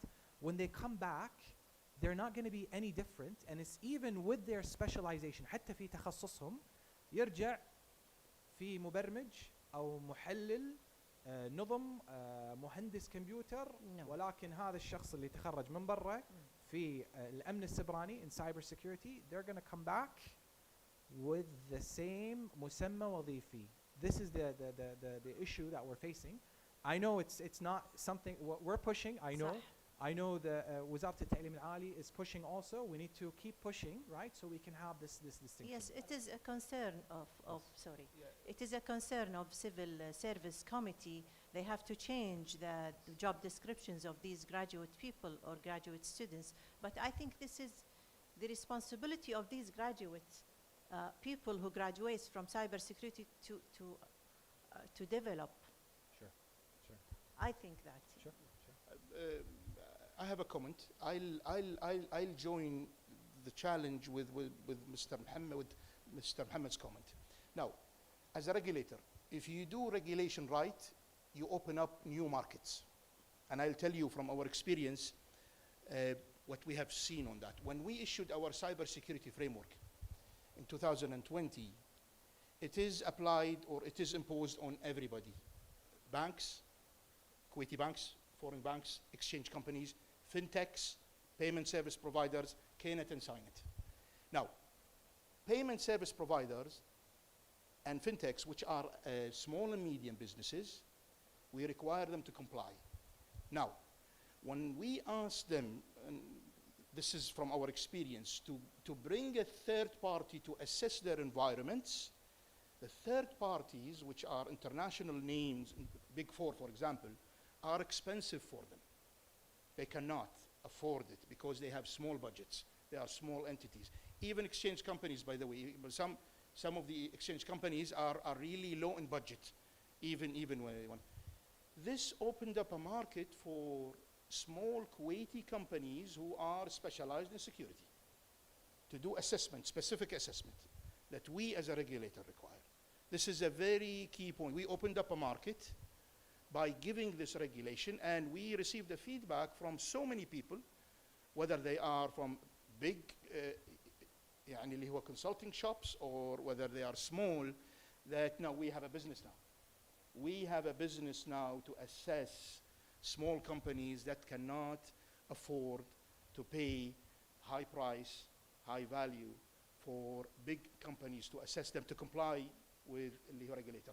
Final note, if you do regulation right, you open up markets. If you continue to do it right, this market will be dynamic and vibrant.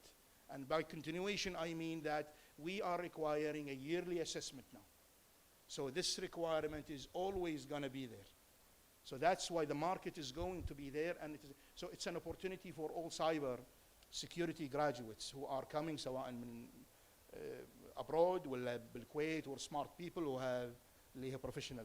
This is a very key point that we have seen from our experience. Definitely, and you know, maybe this is my own bias, but definitely always the private sector is quite innovative, is quite agile when it comes to whether it's your salaries, whether it's your job titles or even job functions. But again, and this is natural and normal. Usually in public institutions, government institutions, that are quite large, change takes some time, and it's not as easy. So we've covered our challenges, right? We've addressed, some of the issues related to talents and their management. And I really would, to me, I'm very, very fortunate. I think we're extremely fortunate to really have such a diverse panel, right? So I'm going to ask you and put on you, what's the homework that as academics, as Kuwait University, what's your wish list? What are some of the things maybe that we're not aware of or we haven't addressed that you'd like us to address? Again, from your different perspectives, you all have various hats to play. So again, we're seeking your advice. So what should we do? Actually, I believe from being at the industry and vendor side in a leading company like Palo Alto Networks, first of all, I would suggest having like a lab from leading vendors in the cybersecurity, where all the students, they can test, they can have the hands-on experience, they can simulate attacks, they can play around with all the artifacts that already the industry has found. So this is one. Second, actually also, because now all the leading cybersecurity vendors in the market, they have well-reputed certification. So why not to include this certification part of the curriculum of the uni?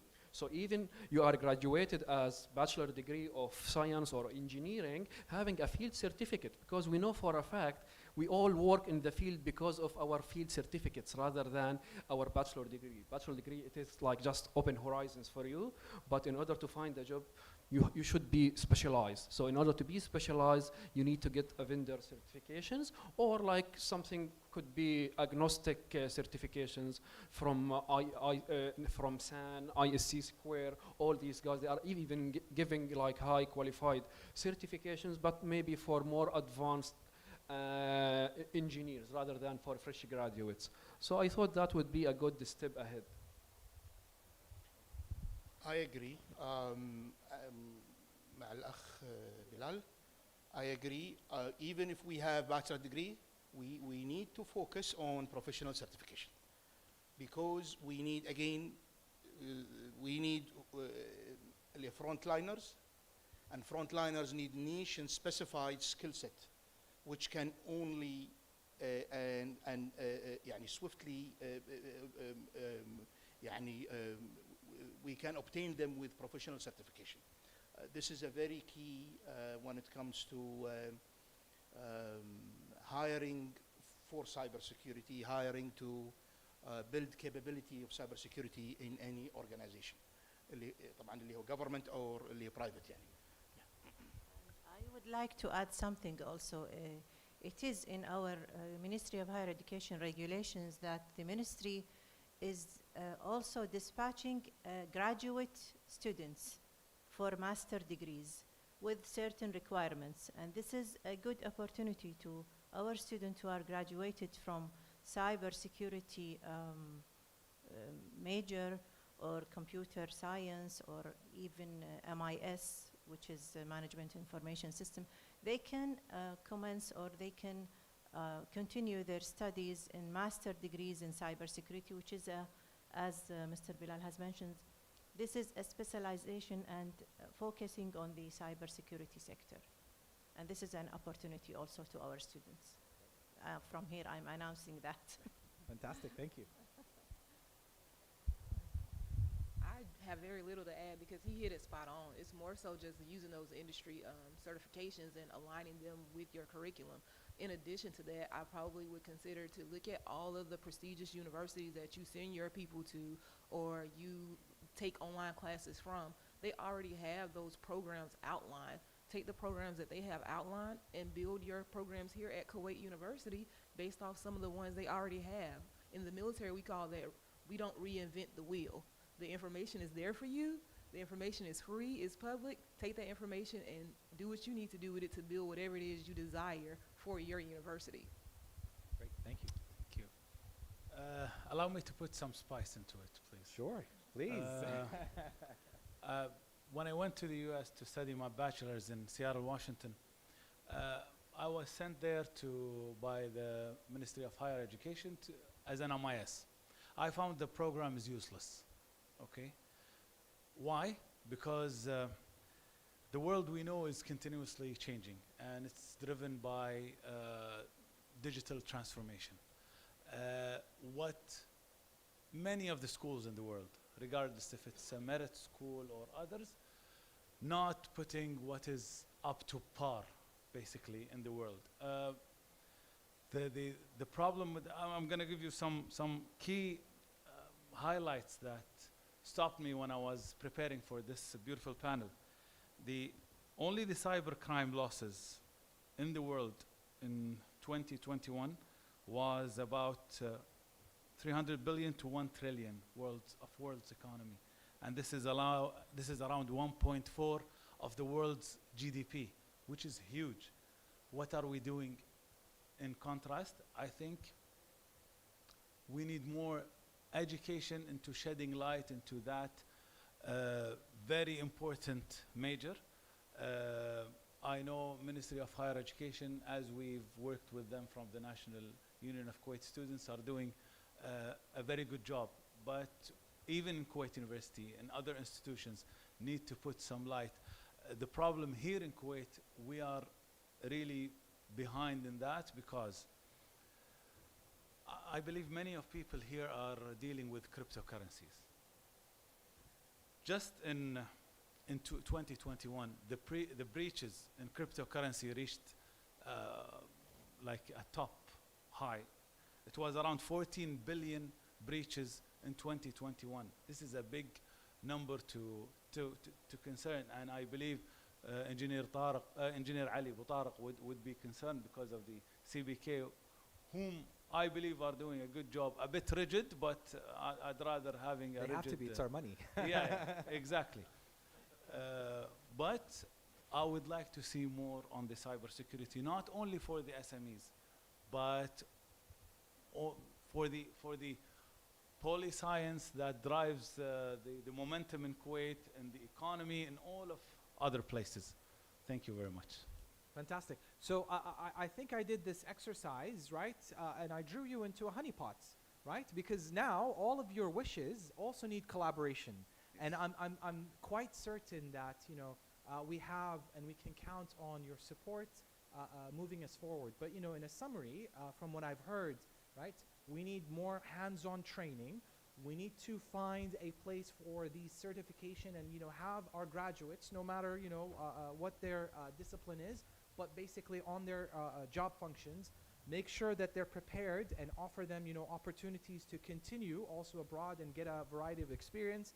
Not inventing the wheel, absolutely not. We don't want to do this. And then also making it more relevant, right? Because a lot of times, and I can tell you, for our curriculum, I think, you know, Dr. Badr was here, for our curriculum to change at any time, it will likely take at least 2 to 3 years. And if we talk in the technical sense, oh, that's, you know, decades, you know, in the digital world. So I'd like to, you know, just for the interest of time, I'd like to call this panel to a close. I really appreciate, you know, your valuable time, and thank you for joining us in this panel. And inshallah, we're going to put our hands together and make sure that our recommendations are actually put into effect in collaboration with you. Thank you. Thank you very much.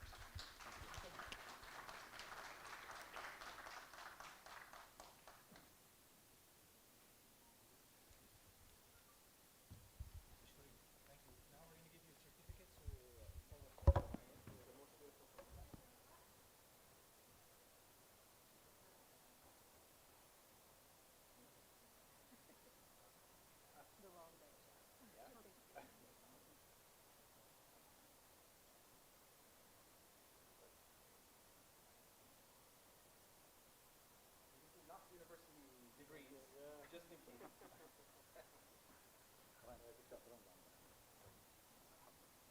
Now it's time to look at the camera and smile.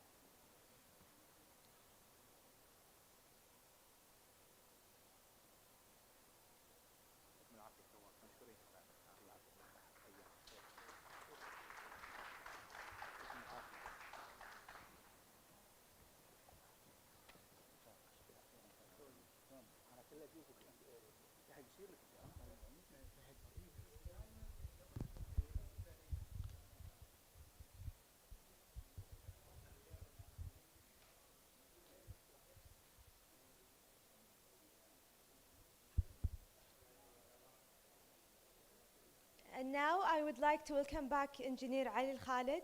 He will highlight the role of CBK in addressing the cybersecurity resilience in the state of Kuwait. Thank you so much. Yeah, good afternoon, everybody. This is Ali Khalid, CISO of the Central Bank of Kuwait. Today, I'm going to talk about the subject of cybersecurity and cyber resilience in the banking sector. We are going to see our context as the Central Bank of Kuwait and our approach to solve the problems and the challenges we are facing.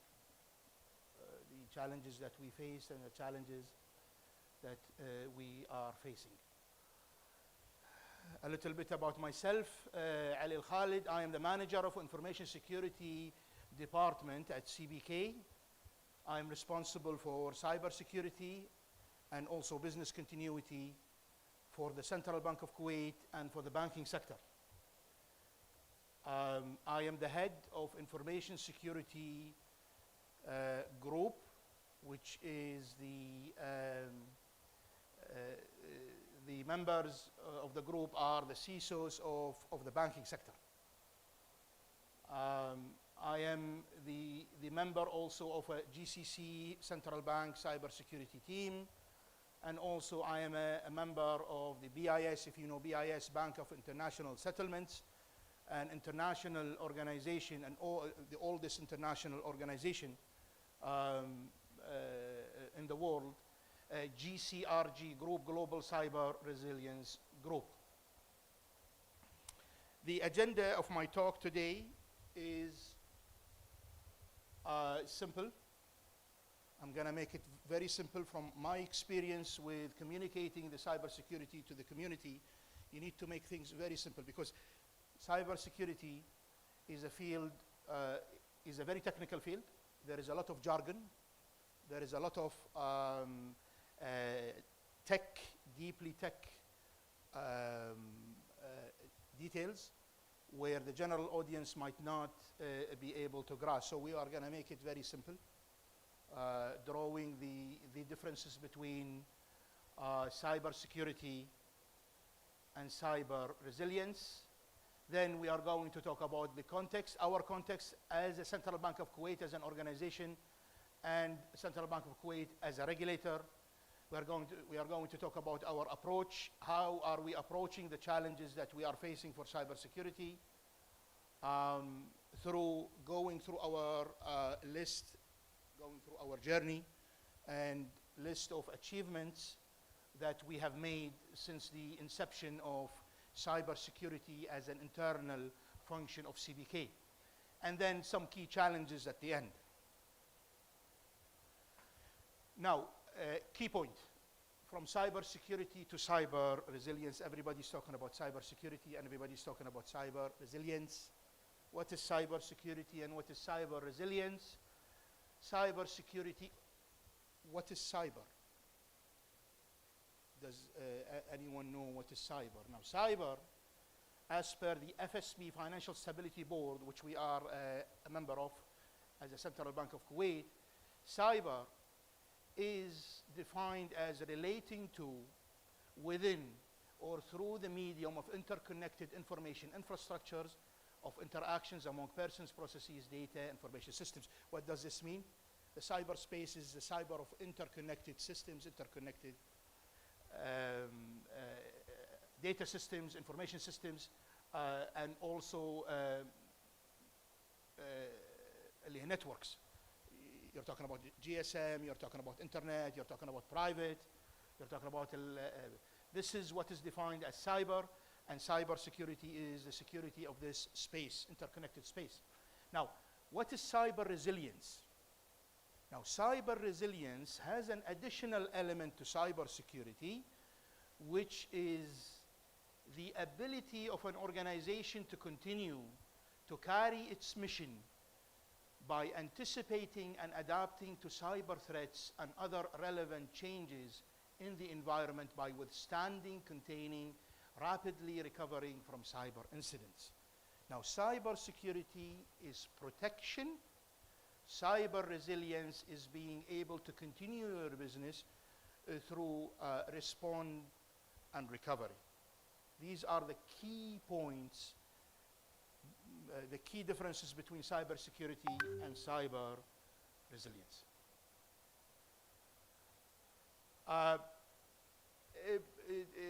In short, if we want to explain it, I'm drawing this now this cycle from NIST, National Institute of Standards and Technology of the US, Cybersecurity Framework. I'm sure people have talked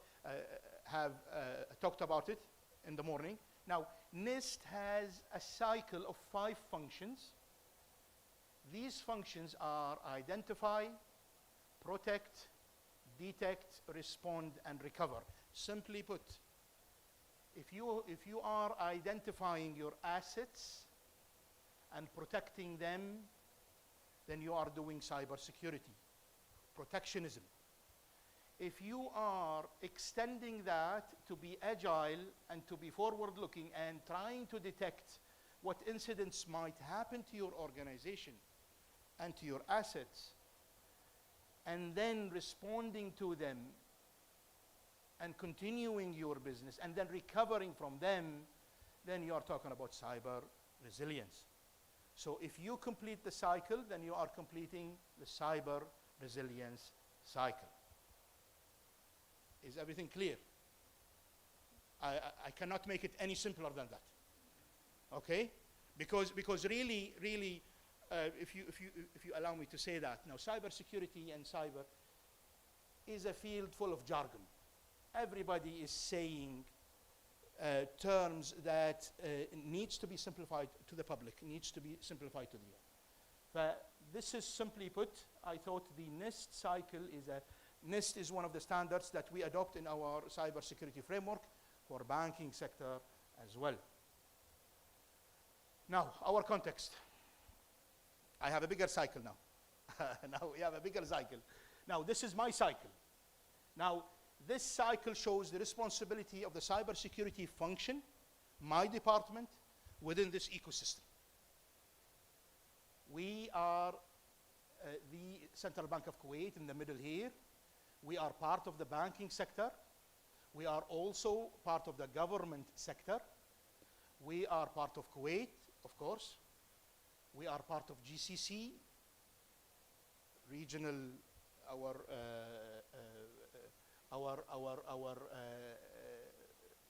the regional area, and then international community. Now, banking sector, if we talk about a banking sector, we are the regulator of the banking sector. We're talking about banks, exchange companies, fintechs, payments, finance companies, investment, KNet and SINET. And you know KNet and SINET. This is the banking sector. Now, the government sector is basically comprising from CITRA, NCSC, which is the National Cybersecurity Center, newly established, is being established right now. I think we have our colleagues from CITRA. We have KATE, the Central Authority for IT. We have MOI, Ministry of Interior. We have PASI, Hawaii, بطاقة مدنية. And we have the FIU, the Financial Investigation Unit, وحدة التحريات المالية. وحدة التحريات المالية is a separate entity now, since 2013, but previously it used to be within CBK. But it was spinned out in 2013. Now, this is our government sector. In Kuwait, we have the public, and we will show you how we are, what relationships we have with the public, and we have with academia, and we want to also to show you what we are doing with academia as well. GCC, we are part of groups and working groups. We have GCC Cyber Group, we have GCC Payment Group, we have GCC Supervision, اللي هو رقابة. We have GCC AML اللي هو غسيل الأموال, اللي هي money laundering, and we have GCC FinTech as well. In the international arena, international community, we are part of the BIS, Bank of International Settlement, which is basically the oldest international organization combining central banks together.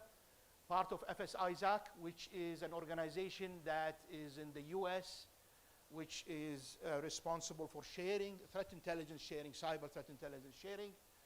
We are part of CERES, a forum for international central banks, only specifically for cyber. We are part of SWIFT, and we are part of FAT. FAT is basically a working group, international working group for AML. AML and also terrorist financing, anti-terrorist financing. So this is our ecosystem. We are, as a cybersecurity function, responsible to deal with all those entities. I'm talking about my department. We are responsible to talk about this whole ecosystem in order to establish the practice, whether internally or even within Kuwait or within GCC, and even internationally, by the way, even internationally. Our approach, with our approach, I'm going to talk about our journey, our achievements, how we do things. Because if I'm going to talk about every single item in the slides, I'm going to have a course, a huge or a long course. Our approach, how do we do cybersecurity as an organization, as CBK as a solo organization? First, we established our security function in 2005. We are now 17 years old. It was a unit in 2005, and it was, the mandate of the unit was to establish information security management system. When I say information security management system, I don't mean it's a server or a firewall or anything else. It's a organizational management system, an umbrella of policies, of procedures and standards, audit requirements, and governance requirements to establish a practice of cybersecurity in any organization. This was based on ISO 27001-2005.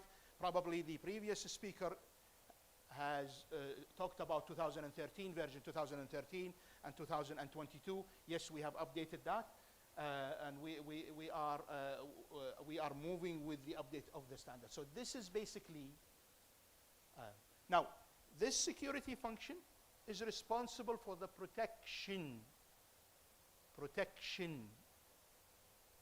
identify and protect.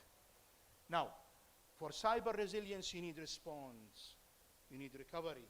So we established IT Service Continuity Unit in 2012, and it is a bit old, by the way, because business continuity is only happening now in the past, only becoming a trend in the market. We did it in 2012, establishment of business continuity management system. Again, the same concept, but dealing with business continuity. Based on, there is a specific or ISO for business continuity called 22301, version 2012. This is what we have. Is this enough? No. With time, we have discovered that we need a physical security framework. It's not only IT security, we need a physical security framework. So we have a side project. We have done a side project by establishment of a framework on health, safety, and security framework, which, why health and safety?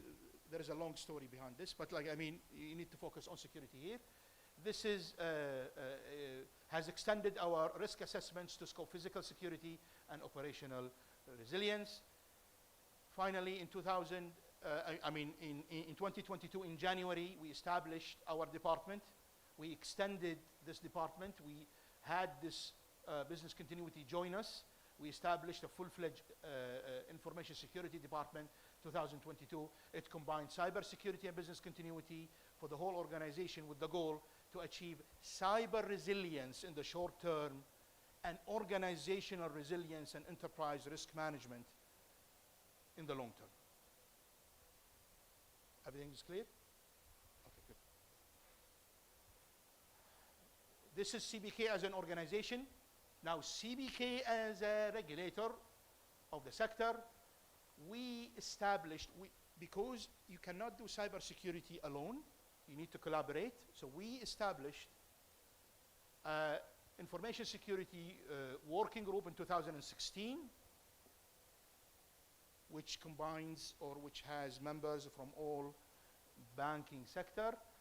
We launched the cybersecurity framework for the banking sector between 2017 and 2020. We said to our banks, which are regulated entities, we want to join forces and we want to build a framework for the banking sector. So we did it in between 2017 and 2020, and we launched it in 2020. We launched the SWIFT CSP. SWIFT CSP is a program launched by SWIFT. We make it, we had to make it as a compliance mandate in 2017 with banks yearly. They have to yearly follow up on that. We launched Cyber Security Leaders Program, قادة الأمن السبراني, in 2018, batch 1, and 2019, batch 2, with a total graduates of 40. This is part of our social responsibility as a Central Bank of Kuwait. To the community is to train people in cybersecurity, again with the same comment I made in the panel, that we need to train them on niche skills, on specialized skills. We also, the ISO 27001, which we are compliant to, we made it as a mandate for all banks in 2019, and they are all compliant. PCI DSS, which is a standard compliance for payment cards, we made it also a compliance mandate in 2019, and we launched لنكن على دراية campaign in 2021. Have everybody heard about the campaign? لنكن على دراية. Can I see a show of hands? Oh, I think we are failing in reaching to the community, huh? We are, huh? Okay, you will see this in my last slide, that it is a challenge.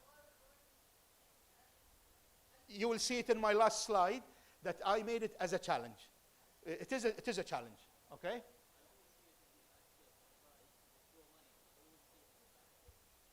And also yes, on also in KNet KNet page, اللي هي payment page. Now, our cybersecurity framework, just a glimpse. Cyber resilience is our goal. Everybody, we should be reaching to cyber resilience. It's a journey, that's why it's a cycle, and we have components of that, and we need to establish practices of governance, risk management, and compliance. Governance, risk management, and compliance are basically practices when it comes to economics and finance in the banking sector. But when it comes to operations and cybersecurity, no, it needs to be established. To assess banks, we have cyber crisis management in the banking sector. We have threat intelligence sharing, because you are not alone in the domain. And then you have a sectoral initiatives, awareness and training, cyber ranges, and also awareness campaigns. Now, CBK as a regulator within the national, within Kuwait, what are our achievements? We have participated in drafting the National Cybersecurity Strategy of CITRA 2017 and 2020. CBK is considered as a CNI, critical national infrastructure, because we hold critical national infrastructure, payment infrastructure of Kuwait. We have participated in the establishment of National Cybersecurity Center 2019 and 2021. We have launched Barnamij Kafa'a. Kafa'a means someone who's qualified. Barnamij Kafa'a has different streams. Some of the streams are risk management leaders, قادة إدارة المخاطر, cyber security leaders, قادة الأمن السبراني, scholarship program for master degree. This is our probably 8th year now. We send people. We have also a program to prepare Kuwaitis who want to work in the banking.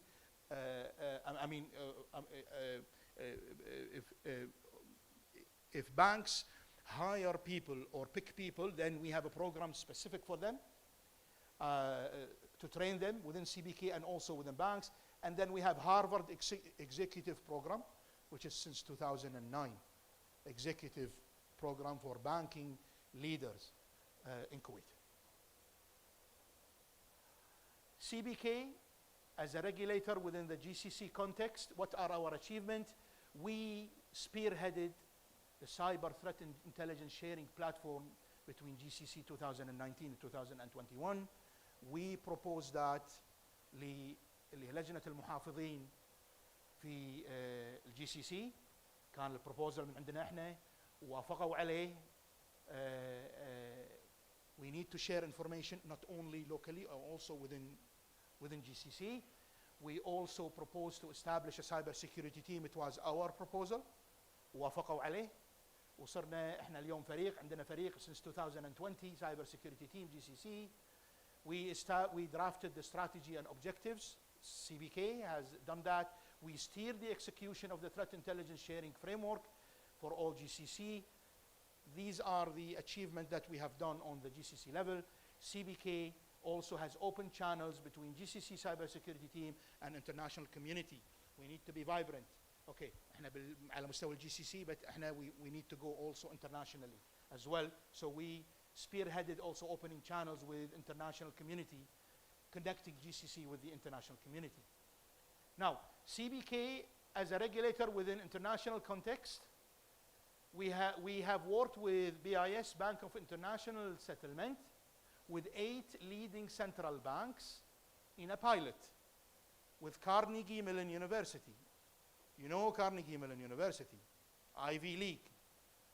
Carnegie Mellon University has this infamous SEI, Software Engineering Institute.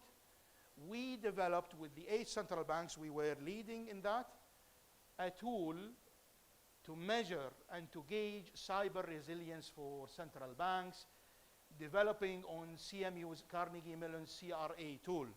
So we sat together in one table and we developed a tool to assess critical services for central banks based on the CMU cyber resilience.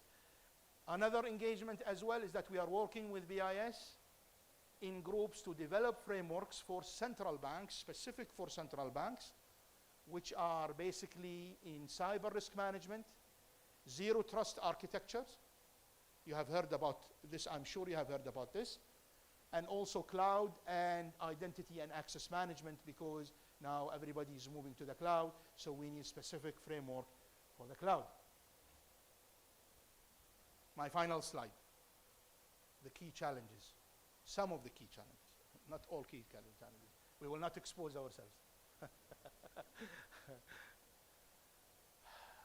First and foremost, shortage of cyber talent. Market for cybersecurity workforce is highly competitive, government versus private. If you have the right people, they are easily headhunted with the private sector, سواء بالكويت, locally or abroad. Nationalization.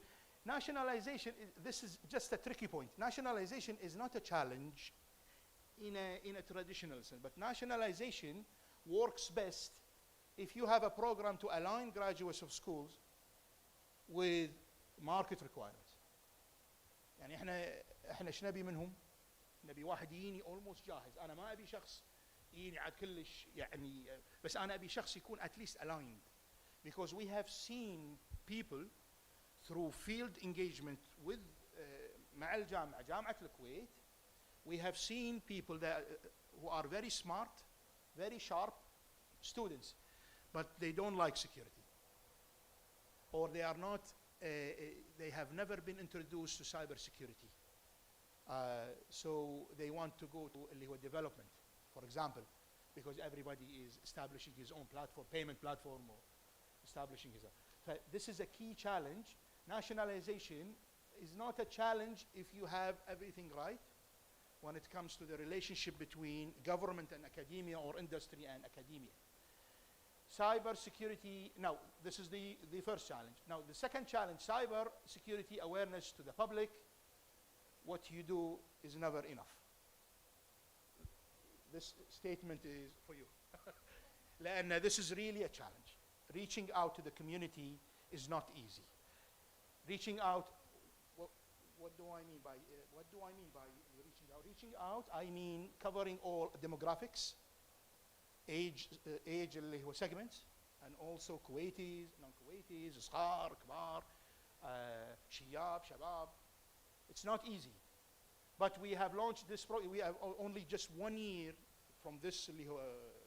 We have launched it. Your feedback is welcome. We are hungry and thirsty for feedback. So please give us your feedback on that. This is one thing. A second thing is that we are at a race with fraudsters and attackers. They are changing their techniques. So you have to move as fast as them, but you are a big organization. You are, it is not an easy task to do. This is a second challenge. The third challenge is supply chain risks. No one is fully immune, not even IT and security vendors. We have vendors here. Nobody is immune. We have seen high-profile incident in the US happening in the US. SolarWinds, for example, which is almost everybody is using SolarWinds because it's a good product. However, there is a supply chain risk that you have to manage, which is a third-party risk or a fourth-party risk management, which is a challenging task not only for the Central Bank of Kuwait. I was really shocked to see that this is a challenge even in the international community, even with the leading central banks in the international community. So this is a challenge, also a main challenge. The last one is geopolitical tensions regionally and internationally. And I think this is clear. One note on that is that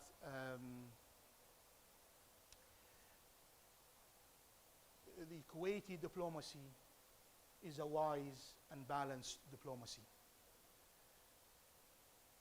الدبلوماسية الكويتية متوازنة وما فيها مواجهات، ما تواجه، احنا مو يعني ما فيها مواجهات مع الدول الثانية.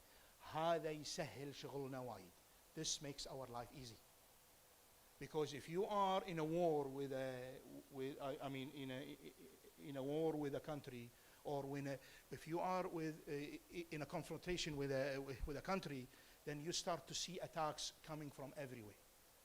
I'm not saying that we are not seeing, even as a lateral damage, even as a lateral attacks, we are seeing every day. But also the position of Kuwait, the Kuwaiti diplomacy, the Kuwaiti position in the geopolitics regionally and internationally is helping us in that. مهدي اللعب. مهدين اللعب. احنا ما في. This is a very key point, a very key challenge, and this is my last point. Thank you. Thank you so much. I think I took more than what is allotted, right? It's okay, we've enjoyed it. Wallah, thank you very much indeed. Any questions? Any questions? Any feedback?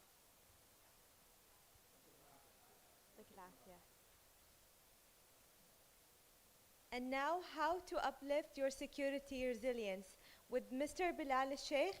He's the technical advisor from Palo Alto Networks. Assalamu alaikum. Good afternoon.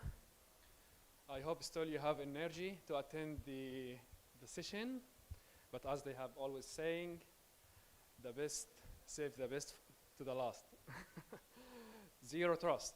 So I'm sure you have already heard about this term, most commonly about the zero trust strategy. So hopefully today you will have better understanding what does it mean for the how, why, and what is it. Who am I? I am Bilal Sheikh Ali. I'm technical advisor at Palo Alto Networks, as well as a PhD student focusing in zero trust. So this is actually the proposed agenda. Hopefully with the allocated time, we'll make sure we'll cover most of it. I prefer to start with this slide. So unfortunately, this is one of the tragic incidents happened back in 1904 in Baltimore. What happened over there, actually, there is a fire started over there. It lasts for 2 days continuously. More than 1,300 buildings had burned down, and more than 35,000 people has to dispatch the city. So all the neighboring cities, like New York, Philadelphia, Atlantic City, so they have sent all their fire fighters. Once they arrived over there, they surprised that the hydrant or their hose fires doesn't fit within the existing. It's all about zero trust. So again, it's just challenging questions, and I'm not expecting an answer now, but if you are facing one or you don't have answer for one of these three, so of course you have to have the zero trust strategy as part of your top list activities. So let's start with the definition. What is it? So zero trust by itself, again, it's not a solution. It's a strategy. It's a journey. And it started back in 2010 by this guy, all thanks to the guy, John Kindervage, who has coined the term zero trust. And as you have seen, it started with 2010, but now we can see the adoption in the industry as well as in the academia for that particular strategy. So what does it mean? It means this is a paradigm shift where we're applying all the security controls in attempt to achieve two things: availability and the protections for all the business assets as well as the data. Why? Being an engineer or scientist, we always care about the why rather than how it works, why we need it.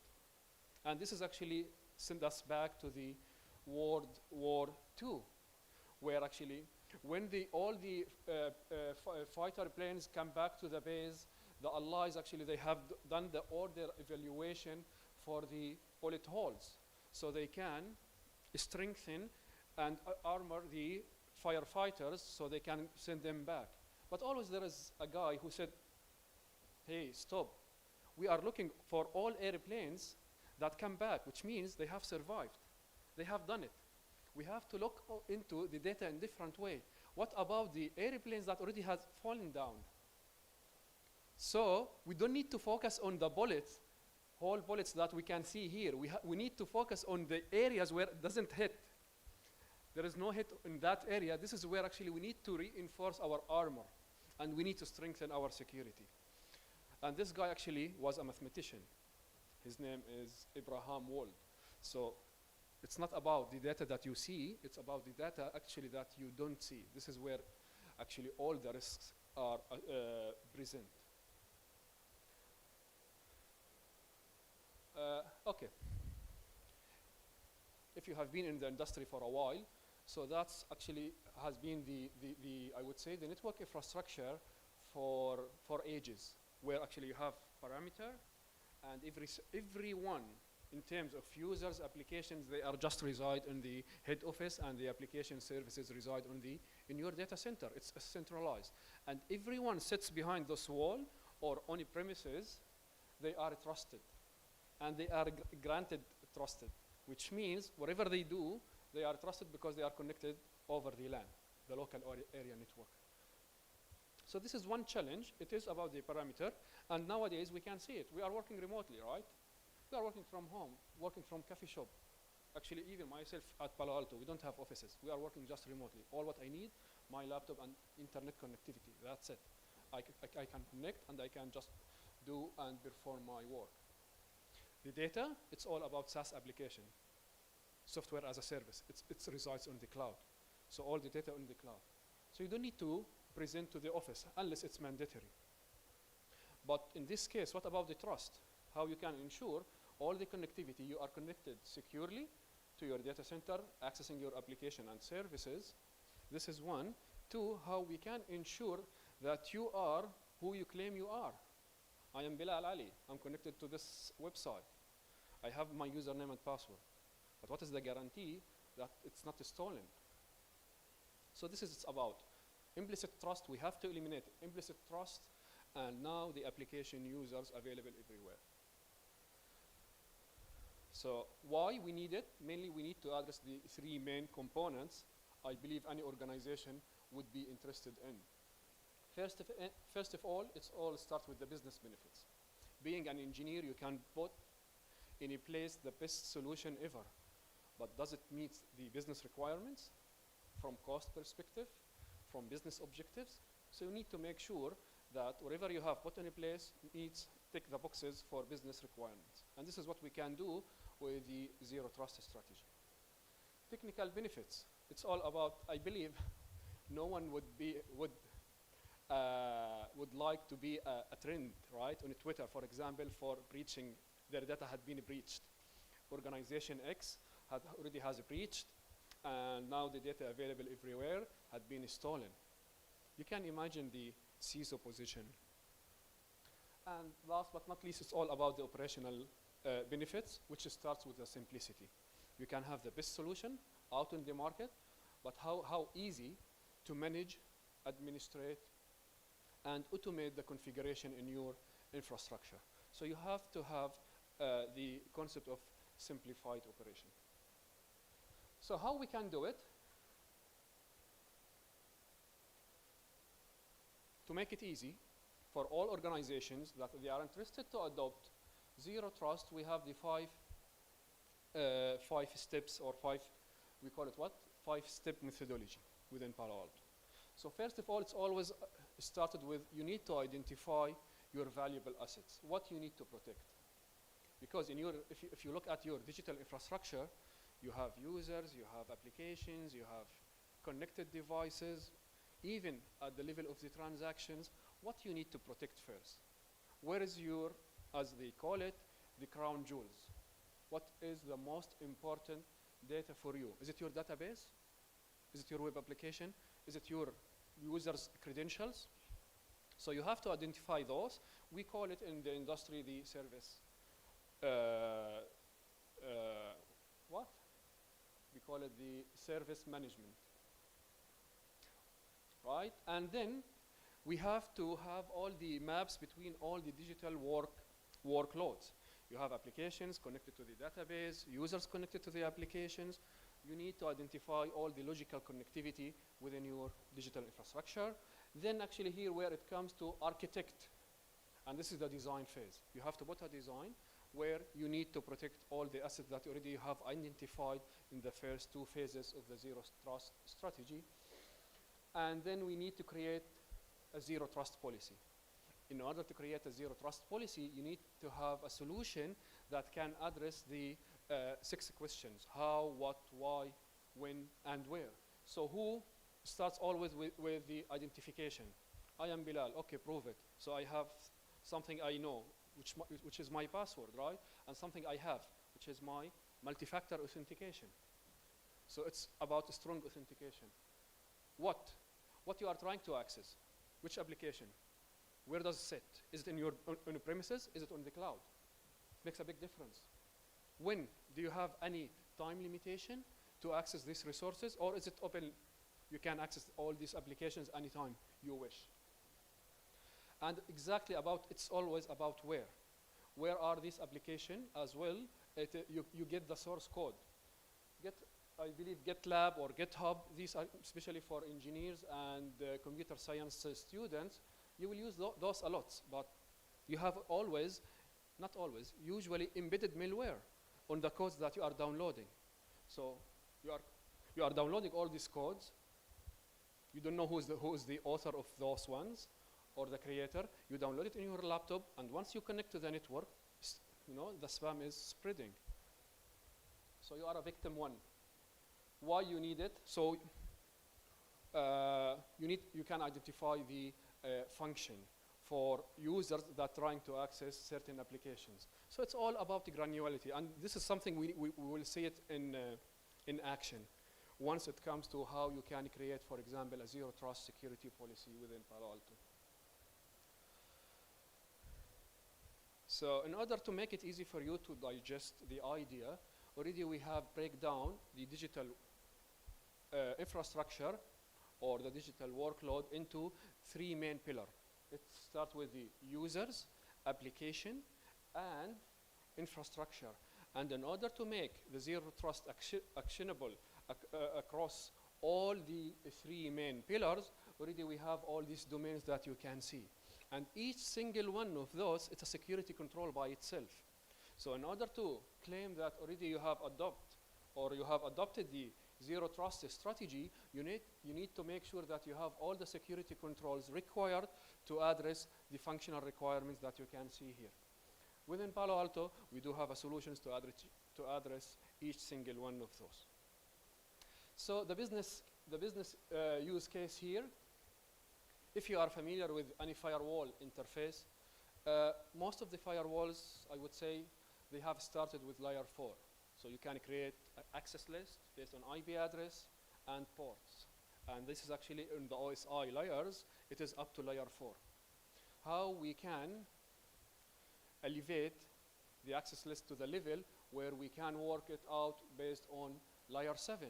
And this is the granularity that we were talking about, right? The Kibling style with the 6 questions that we can ask. So in this case, I don't know how to use the pointer. Okay, so here, for example, you address which zone you are connected from to which zone, and this is the users. You can integrate with your Active Directory, whatever database where users' credentials are reside, and then you can have all these subdomains as well. So this is to address the users. Then you have the devices, which devices they are connected to. Are they network devices? Are they Mac users? Or they are Windows users? They are Android users? You can have this granularity in the control. And then actually this is the source, the destination. And actually, as you can see, we are not anymore, no one cares about the service ports. Oh, we are using port 53 for DNS. No one cares. All what you need to do, just put here DNS, that's it. So this is actually the capability of, for example, of the layer 7. Or if we are talking about sophisticated applications like Facebook. Facebook, for example, they are using heaps of ports, service ports. You don't need to enable each port by itself. All what you need to do, just here in the application level, you can say, for example, as you can see, Twitter, Base, LinkedIn, Google, you can have Slack, Facebook, that's it. And even if the service providers, they change their ports, it will be automatically updated here with zero intervention or human intervention. And this is the application, the services actually, this is like if you just need to give it a name, if you have, for example, in-house developed application, you can do that as well, and you can identify the service ports and you can create application or service. And always, of course, you have the action, allow or deny. And most importantly here, as you can see, per the security rule, you can apply the security profiles about like DNS, how you can protect DNS, how you can protect the URL filtering, how you can do the sandboxing solution as well. We call it the wildfire. And we have actually much more security profiles that we can implement. So zero trust in a brief, remember, it's not a solution. No one can sell you a solution and say, oh, this is zero trust solution. It's about strategy. It's about security controls. It's about guidelines. And always it starts with the mindset of the executives. So you have to have the buy-in from the, for example, board of directors, your C-levels. And this is where it comes. Top-down approach with the management. And then you may say, okay, I'm interested in the on the zero trust cybersecurity resilience, but I don't know how to start. So now there are services, it's a pure services agnostic of regardless what kind of a product you have in place, and they will come in, the consulting engineers, and they do the assessment. We call it, for example, zero trust readiness, where they can do all the 5 steps of the methodology that we have explored here, and they will come up with a report that, okay, you have a gap here, you have a gap there, this is what you need to do, and this is actually what should be the next course of action. And I believe with that, that concludes the end of my presentation. I hope I was on time. If any questions, I'm happy to take it. Else, I will hand it over. Questions? All right, thank you.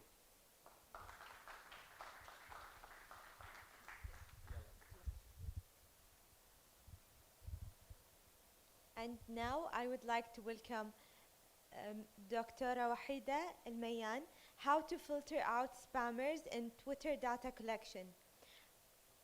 Dr. Wahida. أنا دكتورة وحيدة الميان. أوكي. كلم عربي ولا إنجليزي؟ ها؟ الأغلبية. عربي؟ يلا أوكي. أنا خريجة جامعة الكويت علوم بكالوريوس وماجستير. البي اتش دي كانت بالبايومتريك، حتى الماجستير كانت بالبايومتريك بالاونلاين سيجنتشر. بعدين البي اتش دي كانت بالبايومتريك فيوجن، الايرس كانت فيريفيكيشن، كانت مع الاونلاين سيجنتشر. وعندي اكثر من 24 بحث بالبايومتريك والديتا مايننج. بسم الله.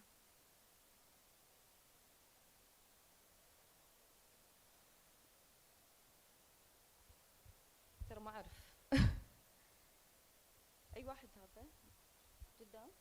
ايوه اوكي خلاص. طبعا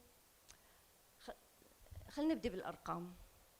الحين اغلب البوبوليشن العالم كلهم most of the population of the world use internet.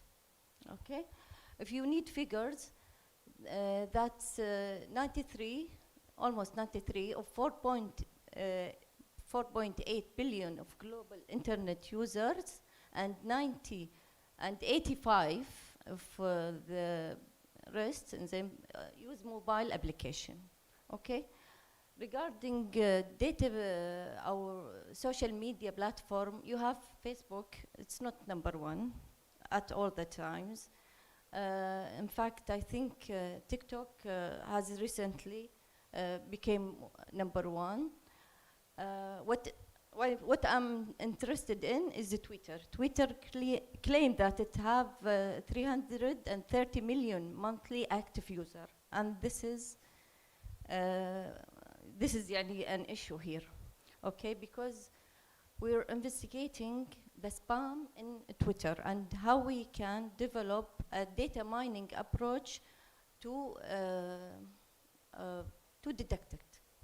According to data market ads and like that, the ads, I think it reached the growth at في بيم هني صح؟ شنو اللي يطلع بيم؟ شو اللي يطلع شنو؟ البيم شلون يطلع اي كاهو. زين هذيلا ريتش الادز ريتش 102 billion. هذه اخر احصائيات يعني. And the tag reached 240% increase. Okay. Let's get into numbers in Kuwait.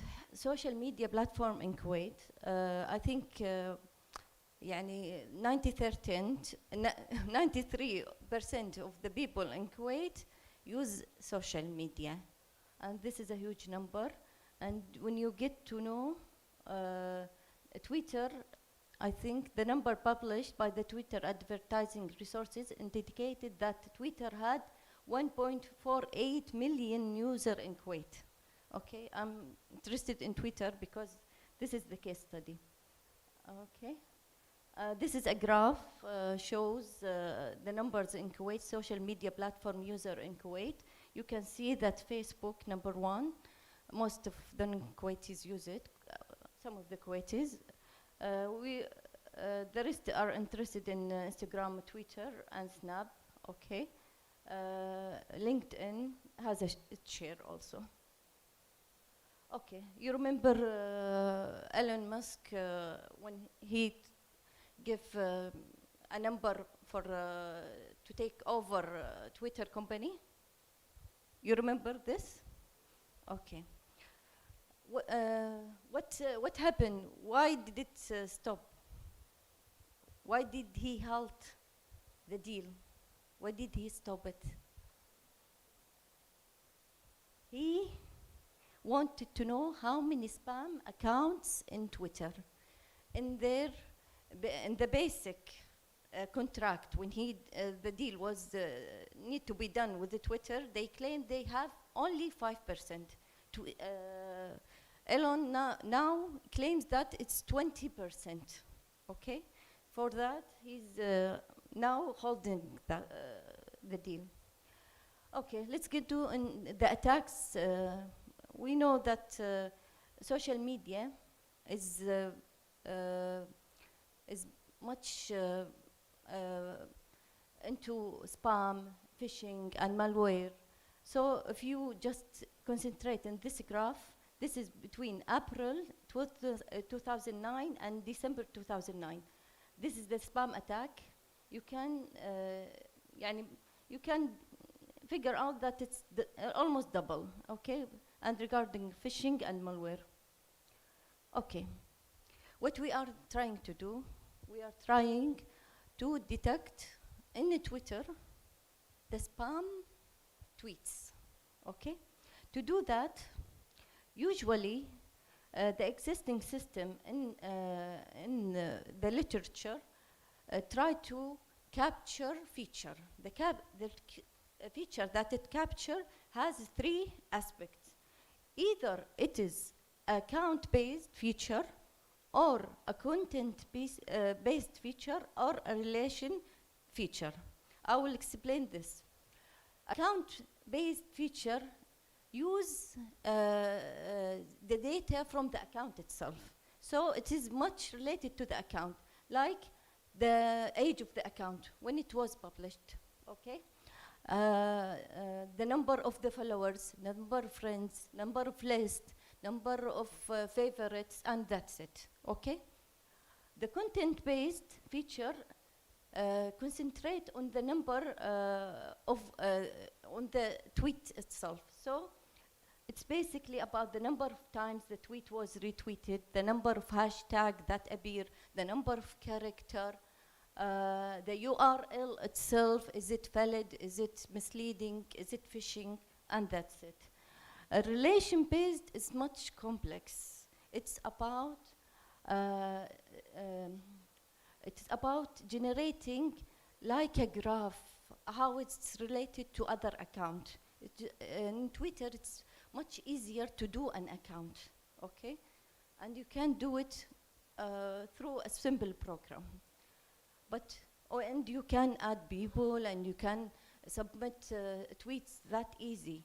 But to catch this, it's very hard. So most of the approaches always deal with the account-based and content-based.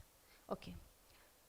The article I published, it's about developing a data mining approach using two key things. The first thing is trying to reduce the number of features, and for that I used 3 algorithms, and I compared between them, and they were successful. I used particle swarm optimization regularly, or it's known as BSO, okay, Cuckoo search, CS, BAT search, okay. Then I used several classification schemes like BiasNet, C4.5, Random Forest, this is the abbreviation, KNN, and MLP as a classifier. Okay, regarding the data set, when you want to investigate the spam in a Twitter, you need to collect the database. You need to have a good database, and it need to be with classes. So it need every tweet to need to be classified as a spam or non-spam, okay? And this is a big deal. So I used some of the benchmark in literature. Here, the source, it was published 2015. The authors work on Twitter streaming API, and they collected from more than 600 million public account, okay? They collected 6,500,000 tweets. And they divided into 4 data sets. Okay, regarding my work, I worked with 22, okay, of the feature. I combined 6 of the user profile feature, like the account age, when it published or created, the number of followers, number of the followees, number of favorites, number of lists, number of tweets, and the content, number of the retweet, okay, the number of the hashtag exists, the number mentioned, number of URL there, and number of character and number of digits. If you're going to investigate these, you can find in literature more than 50 features, and it's so interesting because some of the feature can be derived from the other. It's very, very interesting topic. This is a snapshot of the database I use, okay? So you can see here the features, all the features, and here the classes, okay? It's obvious, huh? Okay. The data set, I used 3 data sets. And by the way, if you're interested in data mining, I recommend this. This topic, it's very interesting. And you can do it. In the end, I will tell you what. I didn't continue with something with approach. If you have time, you can do it. Okay. I took 2 of 3, يعني 2 light. One is 10,000 صح? The one 10,000 صح؟ 100,000 والثانية مليون صح؟ I'm bad in math. صح؟ ها؟ أحد معي؟ أحد معي؟ إيش فيكم؟ ترى قط الميكروفون بس خلاص لا تشوفني. ها؟ لا مسجل بعد؟ سجل هالحكي اللي قلته؟ صدق والله؟ إنزين سمعوني. During the experiment, and then I follow a procedure that's using tenfold cross-validation to avoid overfitting, because if you're learning the model, it will be overfitting if you overlearn it. So you will stop it after you divide the data set. You have test and you have learning set. You have to divide it, then to stop at a point to check the learning process. Okay, so it's tenfold cross-validation. It's a real database, it's unbalanced, and that's quite what normal in life. When you see a database, it's always unbalanced. The spam can be much less than not non-spam, okay? And this is a real database. This is a real challenge. When you work with data mining, it's so challenge to get into this process, try to eliminate this, work around it, okay? So for that, I didn't do anything except using the proper let's say a measurement, performance measurement. So for that I use, we usually, when it's balanced, you don't need more than the accuracy. No, we use accuracy, precision, recall, specificity, and F-score also, F1 score. Okay. Just to give you a hint of the result, with the algorithms for each data set, okay.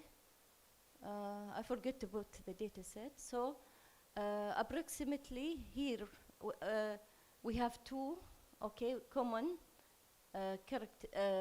characteristics or feature, and here 3 and here 2, okay.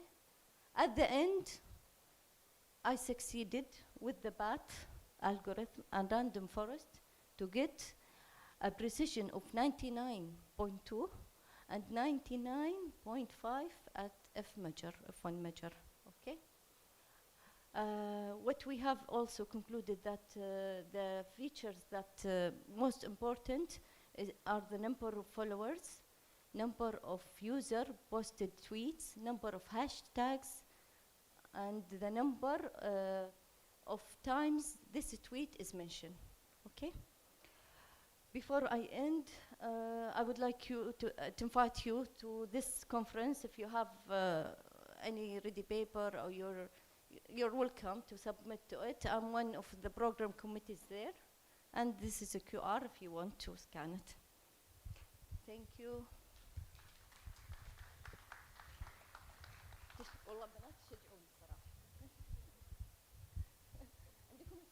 You have any question? Okay. أقدر أقول شيء؟ I told you that I tried something and يعني I didn't complete it. This is a good, this is very, very, very good example to use big data application with it. If you interested, you can do it. And the database is public. And it's so interesting. And you can also use the feature, and you can also extract more feature from it. It's very, very interesting topic. Okay? Yeah, good luck. Thank you. يعطيك العافية. دكتور أمير بيعطيك Thank you.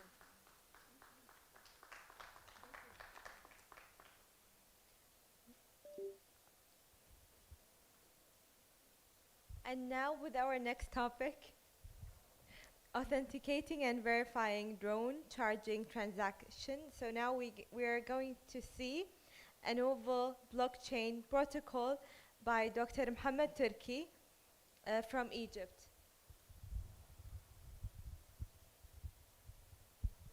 Produced by Dr. Mohammed Turki, Assistant Professor of Computer Science, Higher Institute of Computer Science and Information Systems, Egypt, and also I work in Arab Academy for Science Technology and the Maritime Transport Smart Village in Egypt.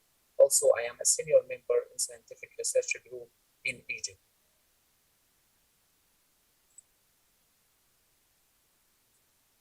Our agenda consists of 5 points: introduction, problem statement, authenticating the drone and the charging station identities, verifying the drone charging using a proposed blockchain protocol, and conclusion. In the introduction, we can say unmanned or aerial vehicle UAV or drones is fast becoming an important technology that will play a pivotal role in many military and the non-military field and the industrial application in the new few years. In military usage, drone can be used as a target decoy for military tactics and the surveillance system. It can be utilized in military research and development. Drone also can be used to the execution of critical and time-sensitive mission and reducing the military losses. In non-military usage, drone can be used for search and rescue, for surveillance, for traffic monitoring, for weather monitoring, for firefighting, for personal use, for drone-based photography and videography. Some statistics of drone refer to the drone will be a rising technology in the new years. From 2016 to 2020, the demand for military-based drone around the world reached to value more than $70 billion. The commercial UAV market is being forecasted to increase to achieve more than $63.6 billion by the end of 2025. A statistical report referred to in August 2021, there were about 968,000 drones registered in the United States by Federal Aviation Administration, and 60% of registration were for entertainment purposes. The Insider Intelligence website forecasts that sales of drones will reach to $43 billion by the end of 2026. A large amount of that will come from the sale of personal drones used for photography, gaming, filmmaking, recording, and the other entertainment activities. Hobbyists will, however, spend $70 billion on developing various shapes of drones over the next few years. Our problem statement. The biggest challenge is that drones are not sufficiently regulated and authenticated, which raises a significant concern in drone cybersecurity and the Internet of Energy (IoE). One of these authentication challenges is verifying a drone charging transaction with ground charging stations. Malicious operator of energy within IoE network will heavily threaten security and the privacy of both UAV and the charging station through various of malicious attacks such as privacy leakage, falsification, and nude impersonation, and the fake charging transaction. So, how we can secure the charging transaction that can occur?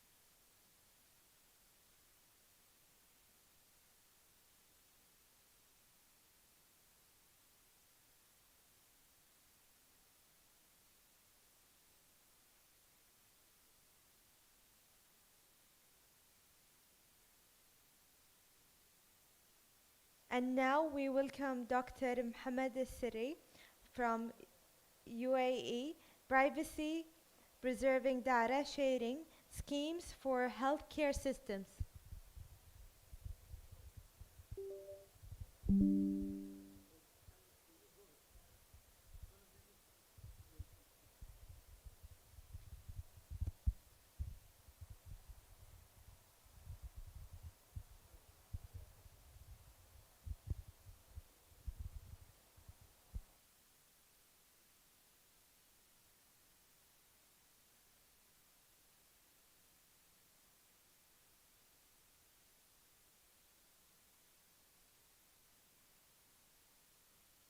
Hello, everybody. My name is Mohammed Sirti, and I am presenting our research work titled Privacy Preserving Data Sharing Scheme for E-Health System.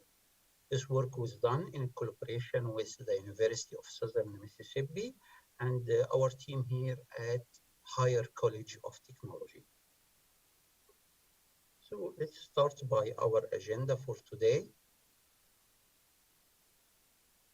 So I'll give a brief introduction about what we are doing and then define the research problem that we are working on and give a short description for our general architecture. And then I will mention the design goals that we hope to achieve and demonstrate the proposed method by giving a brief overview and initialization of the system that we are working on and how we will encrypt the patient data and match the patient encrypted data. Then this will be followed by performance evaluation regarding the security and privacy analysis. And then I will list some of our experimental results, describing the experimental setup, the detailed result, mentioning the competition overhead and scalability results. And then I will finalize by giving the conclusion of our research work and the future work that we may have. So first, we are dealing with the patient record. Most of these records now are found in electronic format. They are called the electronic health record, EHRs, which is very vital for the modern medicine right now. The accessibility and portability of these records is very important. Also, the ability to share these records among the service provider and doctors is still needed, and it may help regarding the telemedicine that may be needed in the future. Still, the patient confidentiality and the data integrity is a primary concern. Thanks to the cloud service provider, which are now the primary source for sharing these records. But this still needs secure storage and to ensure the confidentiality of that stored record. So our research problem is defining a privacy-preserving data sharing scheme for e-health systems. Because each record are detailed account of patient information. These are generated by health care providers and distributed among various sections or even facilities. So in this paper, we are trying to find a way to secure the data sharing, encrypted data search, and privacy aware and preserving for these records. Here I may remind you with one incident that happened a few years ago for a movie star in Hollywood. And this actor, George Clooney, has a breach where his medical record was leaked to the press in a big scandal at this time. So this may be a very harmful for celebrity and also for any person. So protecting against the attack is a big deal. This is why we will use encryption. In our general architecture, we have the key distribution system that will give keys to be used using the key nearest neighbor classification.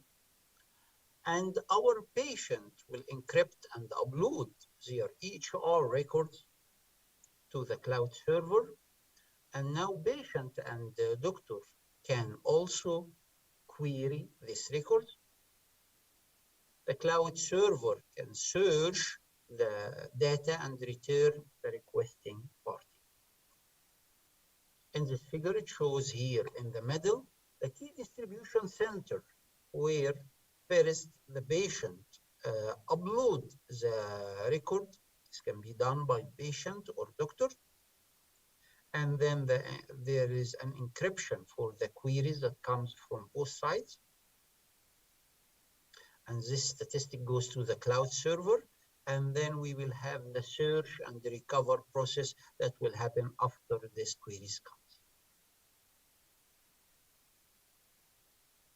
So our design goal here is, first, patient can share their records with multiple doctors, and patient can search over multiple doctor encrypted records. Doctor can search also their patient record is encrypted. There is unlinkability of these encrypted queries, and also we need to handle the scalability problem when this record goes to grow much. Our proposed scheme is to achieve this privacy-preserving data sharing scheme. So our scheme goes through the initialization of the system before it starts to work. Our players here are patient, doctors, cloud server that will receive their keys from the KDC. And the patient will be able to encrypt and upload their health record to the cloud. During the stage, the doctor will build a set of indices from their patient health record. Doctor will be able to create encrypted authentication, and the encrypted queries are sent to the cloud server, where the cloud server can search over the encrypted health record using the KNN method to find the record and match the query. Here is the initialization of the system, where we'll have a security parameter as an input, and this will be sent to the KDC to generate the secret key, where it has also a random binary vector of length scale and set of random invertible matrices. The KDC will create the cloud server secret key, which has some invertible random matrices. Each doctor will build a set of indices extracted from the doctor patient health record. This index created by invoking the create index function for each medical record data. The doctor will use the secret vector generated to split the indices into two columns of the same size, and the doctor will use the secret key to compete the medical record data of that one. The cloud server will use CNN method to search over the encrypted data to find the patient record that match the doctor request. And the scenario, the cloud server should first use its secret P-1 to remove B from that record. So let's look in the performance evaluation for that method. We analyze the security and privacy, where we have the KNN scheme provide patient privacy preservation by having the EHR is encrypted barrier to the upload. Once it's uploaded, searchable by either patient or doctors. All records are held together, but distinctly differentiated. They are held on the cloud server. This server is the exclusive access point to the data. Queries from doctors and patients have no personal identification. We have the splitting function to introduce controlled randomness to the queries and the data that will increase the security. For internal and external attackers, internal will be honest but cautious, so don't disturb the flow. External, no index keys, no significance query can be met. Let's look into the experimental result. First, I will talk about the experiment setup. We used a computer occupied by Intel Core i7-1165G7 that works with 2.8 gigahertz processor, and it has a 16 gig RAM, which is a regular computer everybody can reach nowadays. It's occupied with Windows 11 professional operating system, and we use the Spider IDE as our development kit. Our program scripts were written using Python programming language version 3. We utilize scikit-learn, NumPy, machine learning library. We generated random of 84 bytes test data files, statically code the quantity of records generated in library. Random query generator determine target files for both doctor and patient tests. Each encrypted file has a size of 11.88 kilobyte, same size for encrypted query. Both are used by inferring similar data and statistic in their respective Bloom filters. Searching takes the dot product between the query and the file with a maximum similarity of 1. This table lists the competition overhead. First, the time taken by program to generate index key for doctor and patient. The average time was 0.733 milliseconds. The time taken to generate an encrypted query, the average time was 0.148 milliseconds. The time required to perform search for one record over one patient, this was 2.378 microseconds, which is very small compared to the two previous times. Regarding the scalability, we have recorded the total encryption time in seconds for data files being encrypted starting by one file and going up to 400 files. We see a linearity that exhibits the scheme are able to encrypt at a constant rate, even if the data file number increases. Also, we recorded the encrypted file library volume and the total encrypted search time over library measured in milliseconds here. And we see there is an exponential growth that exhibits the statistical increase of searching longer body of file. In conclusion, to summarize what we have done, we have proposed a scheme that was able to achieve all our design goals as we have defined it. We employed the KNN, key nearest neighbor, on the cloud server to be able to search over the encrypted data. Patient and doctor were able to request and receive correct electronic health record within short retrieval time. In the future, we are planning to expand our work by testing it on real data files, if available. We will simulate the cloud server, upload and search, and we will do the selection and design for the KDC.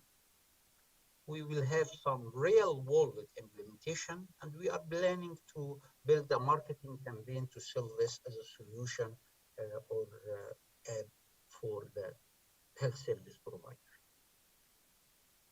This is one of the references that we refer to. For the full detail of the references, please refer to the full copy of our research paper. Thank you for listening, and I would like to thank also our partner in this work, the team from the University of Southern Mississippi. Here is my contact in case of you want to communicate with me after this presentation for more detail or questions. Thank you for listening. We hope you all enjoyed today's summit so far. And before our workshop at 12:30, we would like to welcome you all to lunch. But before that, with closing remarks and recommendation with Dr. Amir Mohammed. Thank you very much.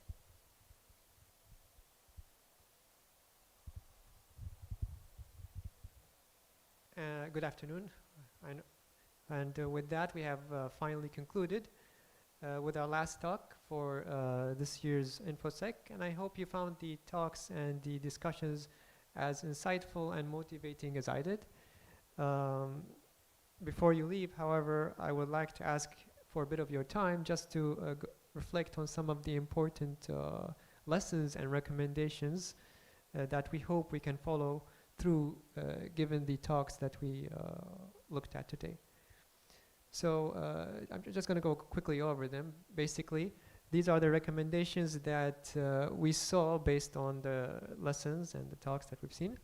The first being that we should invest in building the next generation of cybersecurity leaders by developing skills and expanding on effective pathways for well-paying jobs and in the market. The second recommendation is that we want to make sure that we support periodic comprehensive assessments of the level of cybersecurity maturity and the resilience in the public and the private sectors. And thirdly, we want to make sure that we promote societal awareness. We want to make sure that people know what the ethical and professional conduct should be in the cyber world. The fourth recommendation is with regards to continuous and iterative process of improvement by introducing and developing cybersecurity into services and products throughout the life cycle of that product. Not at the beginning and not just at the end, but throughout the life cycle. And fifth, we want to make sure that we continue enhancing the capabilities and the flexibility necessary for cyber resilience at the national level. We want to make sure that it's well-founded and well-structured based on the standards that we've seen throughout the conference. And the sixth recommendation is we want to make sure that there is joint efforts between local, regional, and international that allow us to collaborate with each other in such a way that would allow for mutual beneficence.